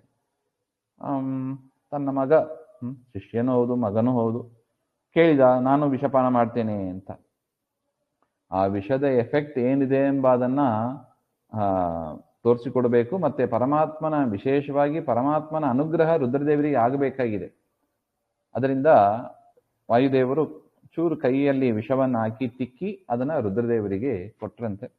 ಅದು ಅವರಿಗೆ ಜೀರ್ಣಿಸಿಕೊಳ್ಳಿಕ್ಕಾಗದೆ ಅದು ಕಂಠದಲ್ಲೇ ನಿಂತ್ಕೊಂಡ್ಬಿಡ್ತು. ಅದರಿಂದ ಅವರು ನೀಲಕಂಠರಾದರು, ಮೂರ್ಛಿತರಾದರು, ಪರಮಾತ್ಮನ ಕರಸ್ಪರ್ಶದಿಂದ ಮತ್ತು ಎಚ್ಚೆತ್ತುಕೊಂಡ್ರು ಹಾಗೆ ಅಂತ ಹೇಳಿದ್ರಂತೆ. ಹೇಗಿದೆ ಈಗ ಹಾಗೆ ಅಂತ. ವಿಷಪಾನ ಮಾಡಿದ ಎಫೆಕ್ಟ್ ಹೇಗಿತ್ತು ಅಂದ್ರೆ, ಮೊದಲು ಅವರು ಮೂರ್ಛಿತರಾದಾಗ ಸ್ವಲ್ಪ ಚಂದ್ರನನ್ನು ತಂದಿಟ್ರಂತೆ, ಗಂಗೆಯನ್ನು ತಂದಿಟ್ರು, ಸ್ವಲ್ಪ ತಂಪಾಯಿತು. ಅದು ವಿಷದ ಉರಿ, ಸ್ವಲ್ಪ ಐಸ್ ಕ್ಯೂಬ್ಸ್ ಇಟ್ರೆ ಹೇಗಿರ್ತದೆ ಆ ಥರ ಆಯ್ತಂತೆ. ಮೊದಲು ಗಂಗೆಯನ್ನು ಇಟ್ರು, ಚಂದ್ರನನ್ನು ತಂದು ಇಟ್ರು, ಸ್ವಲ್ಪ ಸರಿ ಹೋಯ್ತು ಅಂತ. ಅಷ್ಟಕ್ಕೂ ಪೂರ್ತಿ ಸರಿಯಾಗದೇ ಇರುವಾಗ ಪರಮಾತ್ಮನ ಕರಸ್ಪರ್ಶದಿಂದ ಮತ್ತೆ ಎಲ್ಲ ಸರಿ ಹೋಯ್ತು ಹಾಗೆ ಅಂತ. ಅದರಿಂದ ವಾಯುದೇವರು ಉದ್ದೇಶವೂ ಅದೇ ಆಯ್ತು, ಪರಮಾತ್ಮನ ಅನುಗ್ರಹ ಇವರ ಮೇಲೆ ಆಗಲಿ ಹಾಗೆ ಎಂಬ ದೃಷ್ಟಿಯಿಂದಲೇ ವಾಯುದೇವರು ಕೂಡ ಅದನ್ನ ಕೊಟ್ಟು ಮಿಕ್ಕಿದ್ದನ್ನೆಲ್ಲ ತಾನೇ ಪಾನ ಮಾಡಿದರು. ಪಾನ ಮಾಡಿ ಜೀರ್ಣಿಸಿಕೊಂಡವರು ವಾಯುದೇವರು ಹಾಗೆ ಅಂತ. ವೇದದಲ್ಲಿ ಕೇಶಿ ಸೂಕ್ತ ಅಂತ ಪ್ರಸಿದ್ಧಿ ಇದೆ, ಈ ವಿಚಾರ ಅಲ್ಲಿ ಬಂದಿದೆ ಹಾಗೆ ಅಂತ ವಾದರಾಜ ಸ್ವಾಮಿಗಳು ಕೂಡ ತಿಳಿಸಿಕೊಡ್ತಾ ಇದ್ದಾರೆ. ಒಟ್ಟು ಆ ದಿವಸ, ಶಿವರಾತ್ರಿಯ ದಿವಸ, ಆ ವಿಷಪಾನ ಮಾಡಿದ ದಿವಸ ಅದು ರುದ್ರದೇವರು. ತನ್ನಿಮಿತ್ತವಾಗಿ ಅವತ್ತು ಜಾಗರಣೆ ವಿಶೇಷವಾಗಿ ಹೇಳಿದ್ದಾರೆ. ಯಾಕಂದ್ರೆ ಮಲಗಿಬಿಟ್ರೆ ಜೀರ್ಣವಾಗುತ್ತದೆ, ತಿಂದದ್ದು ಜೀರ್ಣವಾಗೋದು ಮಲಗುವುದರಿಂದ. ವಿಷ ಜೀರ್ಣ ಆಗಬಾರದು ಅಂತ ಹೇಳಿ ಅವತ್ತು ಜಾಗರಣೆಯನ್ನ ಮಾಡ್ತಾ ಇದ್ದಾರೆ. ಅದರಿಂದ ರುದ್ರದೇವರು ಮಾಡಿದರು, ಅದರಿಂದ ಎಲ್ಲರೂ ಮಾಡಬೇಕು ಅಂತ. ಆ ವಿಚಾರವನ್ನ ಪದ್ಮಪುರಾಣದಲ್ಲಿ ಇದೆ. ಪದ್ಮಪುರಾಣದಲ್ಲಿ ಅಹೋರಾತ್ರಂ ಮಹಾಪುಣ್ಯಂ ಶಿವರಾತ್ರಿ ರೀತಿ ಸ್ಮೃತ ಯಸ್ಯಾಂ ಜಾಗರಣಂ ಕೃತ್ವ ಸರ್ವಪಾಪೈ ಪ್ರಮುಚ್ಯತೆ. ಅದು ಮಹಾಪವಿತ್ರವಾದದ್ದು. ಶಿವರಾತ್ರಿಯ ಜಾಗರಣೆ ಮಾಡುವುದರಿಂದ ಎಲ್ಲರೂ ಕೂಡ ಪಾಪದಿಂದ ಬಿಡುಗಡೆಯನ್ನು ಹೊಂದುತ್ತಾರೆ ಹಾಗೆ ಅಂತ. ನ ವೇದ ಪಾಠೋ ನ ತಪೋ ನ ದಾನಂ ನ ತೀರ್ಥ ಸೇವಾ ಚ ನಿಯಮ ನ ಚ ನಿಯಮ ಶಿವರಾತ್ರೌ ಪೂಜನ ಮಾತ್ರತಃ ಹಿ ಮುಕ್ತಿರ್ಭವೆ ನಾತರ ವಿಚಾರಣ. ವೇದ ಪಾರಾಯಣ ಬೇಡ, ತಪಸ್ಸು, ದಾನ, ತೀರ್ಥ ಸೇವಾ ಯಾವ ನಿಯಮವೂ ಬೇಡ, ಕೇವಲ ಶಿವನ ಪೂಜೆ ಮಾಡ್ತಾ ಇದ್ರೆ ಸಾಕಂತ ಅವತ್ತು ರಾತ್ರಿ. ಅದು ಮಹಾ ಪುಣ್ಯವನ್ನ ತಂದುಕೊಡುತ್ತದೆ ಹಾಗೆ ಅಂತ. ಶಿವರಾತ್ರೌ ಜಲಧಾರಾಭಿಹಿ ಬಿಲ್ವಪತ್ರೈಹಿ ಸಮರ್ಚಯೇತ್ ಕೋಟಿ ಜನ್ಮ ಕೃತಂ ಪಾಪಂ ತಕ್ಷಣ ನಶ್ಯತಿ ಧ್ರುವಂ ಹಾಗೆ ಅಂತ ಪದ್ಮಪುರಾಣದಲ್ಲೇ ಇದೆ. ಯಾರು ಶಿವರಾತ್ರಿ ದಿವಸ ಅಭಿಷೇಕ ಮಾಡ್ತಾರೆ, ನೀರಿನಿಂದ ಅಭಿಷೇಕ ಮಾಡ್ತಾರೆ, ಬಿಲ್ವ ಪತ್ರದಿಂದ ಅರ್ಚನೆ ಮಾಡ್ತಾರೆ, ಅವರಿಗೆ ಪಾಪ ಅಂಟೋದಿಲ್ಲ. ಆ ಕ್ಷಣದಲ್ಲೇ ಕೋಟಿ ಜನ್ಮದಲ್ಲಿ ಮಾಡಿದ ಪಾಪ ನಾಶವಾಗುತ್ತದೆ ಅಂತ ಹೇಳ್ತಾರೆ. ಸ್ತ್ರೀಯೋ ವಾ ಪುರುಷೋ ವಾಪಿ ಶೂದ್ರೋ ವಾಪಿ ಬ್ರಾಹ್ಮಣೋ ವಾ ಶಿವರಾತ್ರಿ ವ್ರತಂ ಕೃತ್ವ ಸರ್ವೇ ಯಾಂತಿ ಪರಾಂ ಗತಿಂ. ಈ ಶಿವರಾತ್ರಿಯ ವ್ರತವನ್ನ ಯಾರೇ ಮಾಡ್ಲಿ, ಮನುಷ್ಯರಾಗಿ ಯಾರು ಮಾಡಿದರೂ ಸರಿ, ಅವರಿಗೆ ಉತ್ತಮ ಗತಿ ಇದೆ ಹಾಗೆ ಅಂತ ಈ ವಿಚಾರವನ್ನ ಪದ್ಮಪುರಾಣದಲ್ಲಿ ನಾವು ನೋಡಿದ್ದೀವಿ. ಮಹಾಭಾರತದಲ್ಲೂ ಕೂಡ ಭೀಷ್ಮರು ಯುಧಿಷ್ಠಿರನಿಗೆ ಶಾಂತಿ ಪರ್ವದಲ್ಲಿ ಈ ವಿಚಾರವನ್ನ ತಿಳಿಸ್ತಾ ಇದ್ದಾರೆ. ಚಂದ್ರಭಾನು ಅಂತ ಒಬ್ಬ ರಾಜ ಇದ್ದಂತೆ. ಅವನು ವ್ರತ ಮಾಡ್ತಾ ಇದ್ದ, ಮಹಾಶಿವರಾತ್ರಿ ವ್ರತ ರಾಣಿ ಜೊತೆಗೆ ಅವನು ಕೂಡ ಮಾಡ್ತಾ ಇದ್ದ. ಅಷ್ಟಾವಕ್ರರು ಬಂದರಂತೆ. ಅಷ್ಟಾವಕ್ರರು ಬಂದು ಕೇಳಿದರಂತೆ, ಯಾಕೆ ಇದನ್ನ ಮಾಡ್ತಾ ಇದ್ದಿ ಹಾಗೆ ಅಂತ. ಆಗ ಚಿತ್ರಭಾನು ಹೇಳಿದನಂತೆ, ಹಿಂದಿನ ಜನ್ಮದಲ್ಲಿ ನಾನು ಒಬ್ಬ ಬೇಟೆಗಾರನಾಗಿ ಇದ್ದೆ. ನಾನು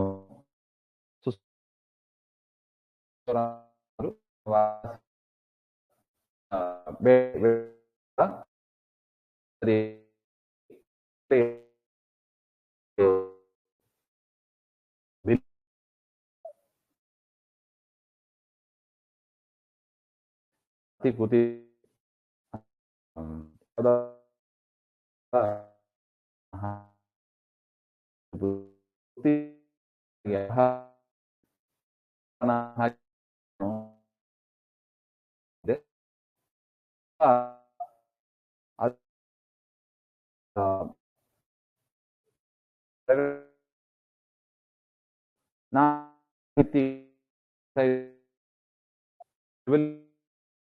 ಪತ್ರ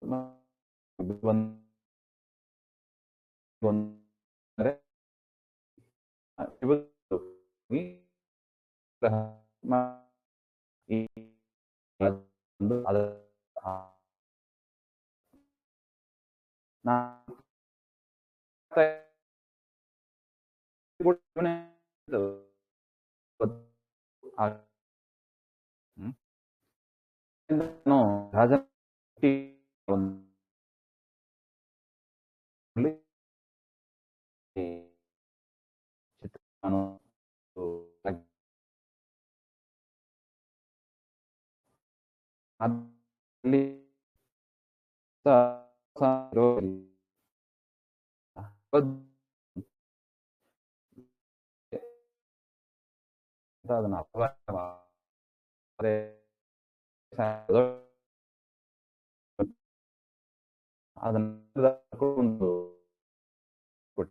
ಶಿವದರ್ಶನ ನಾಯ್ತು ಕೇಳಿ ಶಿವರಾತ್ರಿಯ ಜಾಗರಣೆ. ಶಿವನ ದರ್ಶನ ನಮಗೆ ಹೇಗಾಯ್ತು ಅಂದ್ರೆ, ದಾಸರಿಗೆ ಶಿವನ ದರ್ಶನ ಆಯ್ತು. ಹೇಗಾಯ್ತು ಅಂದ್ರೆ, ಶಿವರಾತ್ರಿಯ ಜಾಗರಣೆಯ ಪ್ರಭಾವದಿಂದ ನಮಗೆ ಶಿವನ ದರ್ಶನ ಆಯಿತು. ಅದರಿಂದ ಶಿವರಾತ್ರಿ ದಿವಸ ಜಾಗರಣೆ ಮಾಡಬೇಕು ಅಂತ ಗುರುಗಳು ಅಪ್ಪಣೆ ಇದೆ. ಪಾತಾಳ ಗಂಗೆ ಅಂದ್ರೆ ಗಂಗಾ ನದಿ ಸ್ನಾನ ಗಂಗಾಧರ ಅವರು ರುದ್ರದೇವರು. ಗಂಗಾ ಸ್ನಾನ ಮಾಡುವುದರಿಂದ ಅವತ್ತಿನ ದಿವಸ ಎಲ್ಲ ಪಾಪವೂ ಪರಿಹಾರ ಆಗ್ತದೆ. ಮತ್ತು ಜ್ಯೋತಿರ್ಲಿಂಗ ರೂಪವಾದ ಶಿವನ ಧ್ಯಾನವನ್ನ ಮಾಡಬೇಕು ಅಂತ ಮಾಡಿದಾಗ ಪ್ರತಿಯೊಂದು ನೋಡಿ ಪದ ಹೇಗಿದೆ ನೋಡಿ, ಜ್ಯೋತಿರ್ಲಿಂಗನ ಧ್ಯಾನವ ಮಾಡಲು ದ್ಯೂತಗಳೆಲ್ಲ ಅನುದಿನವು ಹಾಗೆ. ಎಲ್ಲ ದುರ್ಬುದ್ಧಿಗಳು ದುಷ್ಕರ್ಮಗಳು ಯಾವುದು ಹತ್ರ ಬರೋದಿಲ್ಲ, ದೂರವಾಗುತ್ತದೆ ಅಂತ. ಬೇಡಿದ ವರಗಳ ಕೊಡುವನು ತಾಯಿ ಬ್ರಹ್ಮಣ ರಾಣಿಯ ನೋಡುವನು ಹಾಗೆ. ಸದಾ ಸರಸ್ವತಿ ಬ್ರಹ್ಮದೇವರ ಉಪಾಸನೆಯನ್ನ ಮಾಡತಕ್ಕವರು ರುದ್ರದೇವರು, ಅವರ ಅಂತರ್ಯಾಮಿಯಾದ ಪರಮಾತ್ಮನನ್ನ ಕಾಣತಕ್ಕವರು ಅಂತ ಭಾರತದ ಮಹಾಭಾಗವತದಲ್ಲೂ ಕೂಡ ವಿಶೇಷವಾಗಿ ವಿಚಾರ ಬಂದಿದೆ. ಅಂಥ ರುದ್ರದೇವರು ಆಡುತ್ತಾ ಪಾಡುತ್ತಾ ಆ ಬಸವನ ಮೇಲೆ ಆನಂದದಲ್ಲಿ ನಲಿದಾಡುತ್ತಾರಂತೆ. ಪರಮಾತ್ಮನ ವಿಚಾರವನ್ನ ಮೈಮರೆತು ಧ್ಯಾನ ಮಾಡ್ತಾ ಶಿಖರವ ಕಂಡೇನೋ ಪುರಂದರ ವಿಠಲನ ಹರಿನಾರಾಯಣ ಧ್ಯಾನದಲ್ಲಿ ಹಾಗೆ. ವಿಶೇಷವಾಗಿ ಅವತ್ತು ಪರಮಾತ್ಮನ ಪೂಜೆಯು ವಿಶೇಷವಾಗಿ ಪರಮಾತ್ಮನ ಧ್ಯಾನವನ್ನು ಕೂಡ ಮಾಡಬೇಕು. ಅಂದರೆ ಶಿವಾಂತರ್ಯಾಮಿಯಾದ ಭಾರತೀಯ ರಮಣ ಮುಖ್ಯ ಪ್ರಾಣಾಂತರ್ಗತ ಸಂಕರ್ಷಣ ರೂಪಿ ಅಥವಾ ನರಸಿಂಹದೇವರ ಉಪಾಸನೆಯನ್ನ ಮಾಡಿದರೆ ನಮಗೆ ವಿಷ್ಣುವಿನ ದರ್ಶನವು ಆಗುತ್ತದೆ. ಹಾಗೆ ಹರಿನಾರಾಯಣ ನಾಕಂಡೆ ಅಂತ ಹೇಳ್ತಾರೆ ನೋಡಿ.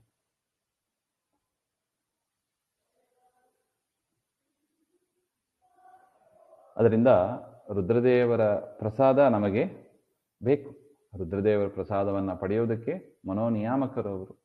ಅದರಿಂದ ಈ ಒಂದು ಜಾಗರಣೆಯ ಉಂಟು ಮತ್ತು ವಿಶೇಷವಾಗಿ ಬಿಲ್ವಪತ್ರದಿಂದ ಪೂಜೆ, ಅಭಿಷೇಕ ಇತ್ಯಾದಿಗಳು ಅದು ಹಿರಿಯರು ಮಾಡ್ತಾರೆ. ನೋಡ್ತೀವಿ ಅಲ್ಲಿ ವ್ಯಾಸರಾಜ ಮಠ ಸ್ವಾಮಿಗಳು ಅವತ್ತು ವಿಶೇಷವಾಗಿ ಸ್ಫಟಿಕಲಿಂಗದ ಪೂಜೆಯನ್ನ ಮಾಡೋದು ಉಂಟು.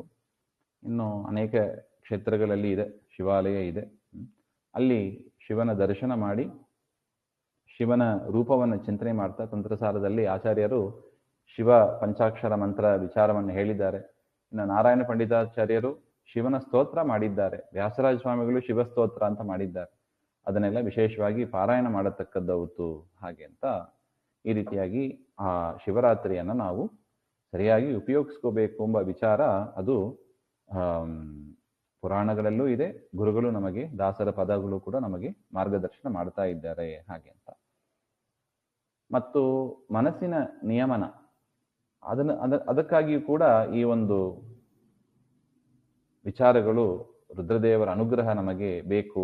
ಹಾಗೆ ಅಂತ ಯಾಕೆಂದರೆ ಮನೋನಿಯಾಮಕರು ವಿಜಯದಾಸರು ಹೇಳಿದಂತೆ ತೈಲಧಾರೆಯಂತೆ ಮನವು ಕೊಡು ಹರಿಯಲ್ಲಿ ಶಂಭೋ. ಹಾಗೆ ಅಂತ ಮನಸ್ಸು ಅದು ಜಡ, ಮನಸ್ಸು ಒಂದು ಜಡ. ಅಂದರೆ ಯಾರು ಮನಸ್ಸಿನ ರೂಪದಲ್ಲಿ ಇದ್ದಾರೆ ಅಂದರೆ ರುದ್ರದೇವರೇ ಮನೋಭಿಮಾನಿಗಳು. ಅದರಿಂದ ಮನಸ್ಸನ್ನ ನಾವು ಹತೋಟಿಯಲ್ಲಿ ಇರಬೇಕು, ಮನಸ್ಸು ಪರಮಾತ್ಮನಲ್ಲೇ ಇರಬೇಕು. ಹಾಗೆ ಅಂದರೆ ಏನ್ ಮಾಡಬೇಕು? ರುದ್ರದೇವರ ಅನುಗ್ರಹದಿಂದಲೇ ಅದಾಗ್ತದೆ. ಯಾಕೆ? ಅವರೇ ಅದನ್ನ ಕಂಟ್ರೋಲ್ ಮಾಡೋದು. ಈಗ ಕಣ್ಣು ಚೆನ್ನಾಗಿರ್ಬೇಕು ಅಂದ್ರೆ ಏನ್ ಮಾಡಬೇಕು? ಸೂರ್ಯನ ಉಪಾಸನೆ ಮಾಡಬೇಕು. ಕೈಕಾಲು ಚೆನ್ನಾಗಿರ್ಬೇಕು ಅಂದ್ರೆ ಇಂದ್ರದೇವರ ಪೂಜೆ, ಜಯಂತನ ಪೂಜೆ ಎಲ್ಲ ಮಾಡಬೇಕು. ಅದೇ ತರ ಮನಸ್ಸು ಚೆನ್ನಾಗಿರ್ಬೇಕು ಅಂದ್ರೆ ವಿಶೇಷವಾಗಿ ಶಿವ ಆರಾಧನೆ ಮಾಡಬೇಕು. ಭವಿಷ್ಯೋತ್ತರ ಪುರಾಣದಲ್ಲೂ ಕೂಡ ನೋಡಿ. ಪದ್ಮಾವತಿ ಅವರ ಮನಸ್ಸಿಗೆ ಚಿಂತೆಯಾದಂತೆ ತೋರಿಸಿಕೊಂಡ್ರು. ಯದ್ಯಪಿ ಅವರಿಗೆ ಚಿಂತೆ ಯಾವುದೂ ಇಲ್ಲ. ಚಿಂತೆಯಾದಂತೆ ತೋರಿಸಿಕೊಂಡಾಗಲೂ ಕೂಡ ಬೃಹಸ್ಪತಿ ಆಚಾರ್ಯರು ಬಂದು ಕೇಳ್ತಾರೆ, ಆಕಾಶ ರಾಜ ಕೇಳ್ತಾನೆ, ಮನಸ್ಸಿನ ವ್ಯಥೆ ಆಗಿದೆ, ಏನ್ ಮಾಡಬೇಕು? ಮನಸ್ಸಿನ ವ್ಯಥೆ ಆಗಿದೆ ಇವರಿಗೆ, ಅದರಿಂದ ಏಕಾದಶ ವಾರ ಅಭಿಷೇಕ ಶಿವನಿಗೆ ಮಾಡ್ರಿ. ಹಾಗೆ ಅಂತ ಬೃಹಸ್ಪತಿ ಆಚಾರ್ಯರು ಸಲಹೆಯನ್ನು ಕೊಡ್ತಾ ಇದ್ದಾರೆ ಆಕಾಶ ರಾಜನಿಗೆ. ಇದರಿಂದ ಏನ್ ಸ್ಪಷ್ಟ ಆಗ್ತದೆ ನಮಗೆ? ಮನಸ್ಸಿನ ಏಕಾಗ್ರತೆ, ಮನಸ್ಸಿನ ರೋಗಗಳು, ಮನಸ್ಸಿನ ತಾಪಗಳು ಇದೆಲ್ಲವೂ ಪರಿಹಾರ ಆಗಬೇಕು ಅಂದರೆ ಶಿವನ ಆರಾಧನೆ ಅತ್ಯಗತ್ಯವಾದದ್ದು ಅಂತ ನಮಗೆ ಪುರಾಣಗಳು ತಿಳಿಸಿಕೊಡ್ತಾ ಇದೆ. ದಾಸರು ಹಾಗೆ ನಮಗೆ ತಿಳಿಸಿಕೊಡ್ತಾ ಇದ್ದಾರೆ. ಈ ವಿಚಾರದಲ್ಲಿ ಎರಡನೇ ಮಾತಿಲ್ಲ. ಪರಮಾತ್ಮನು ಕೂಡ, ಕಪಿಲನಾಮಕ ಪರಮಾತ್ಮನು ಕೂಡ ಮನಸ್ಸನ್ನ ನಿಗ್ರಹ ಮಾಡುವ ವಿಚಾರವನ್ನ ಮುಖ್ಯವಾಗಿ ಹೇಳಿದ್ದಾರೆ ನೋಡಿ. ಈ ಭಕ್ತಿ ಅನ್ನತಕ್ಕದ್ದು ಮೂಡತಕ್ಕದ್ದು ಎಲ್ಲಿ? ಈ ಪ್ರೀತಿ, ದ್ವೇಷ ಇದೆಲ್ಲ ಮನಸ್ಸಿನಲ್ಲೇ ಇರತಕ್ಕದ್ದು. ಮನಸ್ಸಿನ ವಿಕಾರ ಇದೆಲ್ಲ, ಪ್ರೀತಿ, ಕಾಮ, ಕ್ರೋಧ ಇದೆಲ್ಲ ಫಸ್ಟ್ ಸ್ಟಾರ್ಟ್ ಆಗೋದು ಎಲ್ಲಿ? ಮನಸ್ಸಿನಲ್ಲೇ. ಇಚ್ಛೆ ಹುಟ್ಟೋದು, ದ್ವೇಷ ಹುಟ್ಟೋದು ಎಲ್ಲವೂ ಮನಸ್ಸಿನಿಂದಲೇ ಪ್ರಾರಂಭ. ಅದರಿಂದ ಮನಃಶುದ್ಧಿ ಅವಶ್ಯಕ ಅಂತ ಹೇಳ್ತಾರೆ. ಆ ಮನಃಶುದ್ಧಿ ಬರಬೇಕು ಅಂದ್ರೆ ಏನ್ ಮಾಡಬೇಕು? ಹಾಗೆಂದ್ರೆ ಶಾಸ್ತ್ರೋಕ್ತ ಕರ್ಮಗಳನ್ನ ಮಾಡಬೇಕು. ಶಾಸ್ತ್ರೋಕ್ತ ಕರ್ಮಗಳನ್ನು ಮಾಡಿದರೆ ಏನಾಗ್ತದೆ? ಅಂತಃಕರಣ ಶುದ್ಧವಾಗುತ್ತದೆ. ಮನಸ್ಸು ಶುದ್ಧ ಆಗಬೇಕಂದ್ರೆ ಏನ್ ಮಾಡಬೇಕು? ಸದಾಚಾರ ಸ್ಮೃತಿ ಅಂತ ಒಂದು ಗ್ರಂಥ ಇದೆ, ಆಚಾರ್ಯರು ಮಾಡಿದ್ದಾರೆ. ಬೆಳಿಗ್ಗೆಯಿಂದ ರಾತ್ರಿ ತನಕ ಏನ್ ಮಾಡಬೇಕು ಅಂತ ದೊಡ್ಡ ಪಟ್ಟಿ ಕೊಟ್ಟಿದ್ದಾರೆ. ಅದರಲ್ಲಿ ಹೇಳಿದ ಪ್ರಕಾರ ಮಾಡಿದರೆ ನಮಗೆ ಅಂತಃಕರಣ ಶುದ್ಧವಾಗ್ತದೆ. ಅದು ರುದ್ರದೇವರ ಪ್ರಸಾದದಿಂದ ಆಗತಕ್ಕದ್ದು. ಆ ಅಂತಃಕರಣ ಶುದ್ಧ ಅದು ಒಂದೇ ದಿವಸ ಆಗೋದಿಲ್ಲ. ಕ್ರಮ ಪ್ರಕಾರ ಪ್ರಾಕ್ಟೀಸ್ ಮಾಡ್ತಾನೇ ಇರಬೇಕು. ಅದು ಜನ್ಮಗಳು ಬೇಕೋ, ಎಷ್ಟು ಜನ್ಮಗಳು ಬೇಕೋ ಅದು ಮಾಡಿ ಅಂತಃಕರಣ ಶುದ್ಧಿಯಾಗಿ ಆಮೇಲೆ ನಾವು ಅದರಲ್ಲಿ ಜ್ಞಾನ ಭಕ್ತಿಯನ್ನ ತುಂಬಿ ದೇವರನ್ನ ಕಾಣಬೇಕು, ದೇವರಿಗೆ ಕೊಡ್ತಾ ಇರಬೇಕು. ಹಾಗೆ ಇದು ಒಂದು ಕ್ರಮ. ಮನಸ್ಸನ್ನ ನಿಗ್ರಹ ಮಾಡೋದಕ್ಕೆ ವೇದೋಕ್ತ ಕರ್ಮಗಳನ್ನ ಮಾಡೋದು, ಸಜ್ಜನರ ಸಂಘ ಅದಕ್ಕೆ ಏನ್ ಮಾಡಬೇಕು? ವೇದೋಕ್ತ ಕರ್ಮಗಳನ್ನ ಮಾಡಬೇಕು ಅಂದ್ರೆ ಫಸ್ಟ್ ಸಜ್ಜನರ ಸಂಘ. ಇದೆಲ್ಲ ಭಾಗವತದಲ್ಲಿ ಬಂದಿರುವ ವಿಚಾರ ಇದು. ಋಷಭನಾಮಕ ಪರಮಾತ್ಮ ಜಾಯಂತೆಯರು ಅಂತ ತನ್ನ ಮಕ್ಕಳಿಗೆ ಉಪದೇಶ ಮಾಡ್ತಾನೆ. ಮೊದಲು ಏನಾಗಬೇಕು? ಸಜ್ಜನರ ಸಂಘ. ಸಜ್ಜನರ ಸಂಘದಿಂದ ಅವರು ಹೇಗೆ ಮಾಡ್ತಾರೆ, ಏನೇನು ಕರ್ಮಗಳನ್ನು ಮಾಡ್ತಾರೆ, ಅದನ್ನು ನೋಡಿ ನೋಡಿ ನಮಗೆ ಹೇಳ್ತಾರೆ, ಹೀಗಿಲ್ಲ ಹೀಗೆ ಮಾಡಿ ಅಂತ ಅವರು ಉಪದೇಶ ಮಾಡ್ತಾರೆ. ಈಗ ನೋಡಿ, ನಿನ್ನ ನೋಡಿದ್ದೀವಿ, ಭೃಗು ಋಷಿಗಳು ಮಾಡಿದ್ರು ನೋಡಿ. ಮಾಘ ಸ್ನಾನ ಮಾಡು ಅಂತ ಹೇಳ್ತಾರೆ. ಎಷ್ಟು ಜನರಿಗೆ ಹೇಳ್ತಾರೆ. ವೈಖಾನಸರು ಹೇಳಿದರು ದಿಲೀಪರಾಜನಿಗೆ. ಆ ಥರ ಹೇಳ್ತಾರೆ, ಉಪದೇಶ ಮಾಡ್ತಾರೆ. ಅದನ್ನು ಕೇಳಿದಾಗ ನಮಗೆ ಅದನ್ನು ಮಾಡಿ ದೇವರ ಸ್ಮರಣೆ ಪೂರ್ವಕ ನಮಗೆ ಕ್ರಮೇಣ ಅಂತಃಕರಣ ಶುದ್ಧಿ ಆಗೋದು. ಅಂತಃಕರಣ ಶುದ್ಧಿ ಆದ ಮೇಲೆ ನಾವು ಮಾಡಿದ ಶ್ರವಣ ಇತ್ಯಾದಿಗಳು ಅದು ನಿಲ್ಲುತ್ತದೆ. ಅಂತಃಕರಣ ಶುದ್ಧಿ ಇಲ್ಲದೆ ಮಾಡಿದರೆ ಅದೆಲ್ಲ ತೂತು ಮಡಿಕೆ. ಅದರಿಂದ ಪುರುಷರು, ಸ್ತ್ರೀಯರು ಯಾರೇ ಆಗಿರಲಿ, ವೇದೋಕ್ತ ಕರ್ಮಗಳನ್ನು ಮಾಡುವ ಒಂದು ಅಭ್ಯಾಸವನ್ನ ಪರಮಾತ್ಮನ ಸ್ಮರಣೆ ಪೂರ್ವಕ ಫಲಾಪೇಕ್ಷೆ ಇಲ್ಲದೆ ಕೃಷ್ಣಾರ್ಪಣ ಬುದ್ಧಿಯಿಂದ ಮಾಡ್ತಾ ಇದ್ರೆ ಅಂತಃಕರಣ ಶುದ್ಧಿ ಆಗುತ್ತದೆ.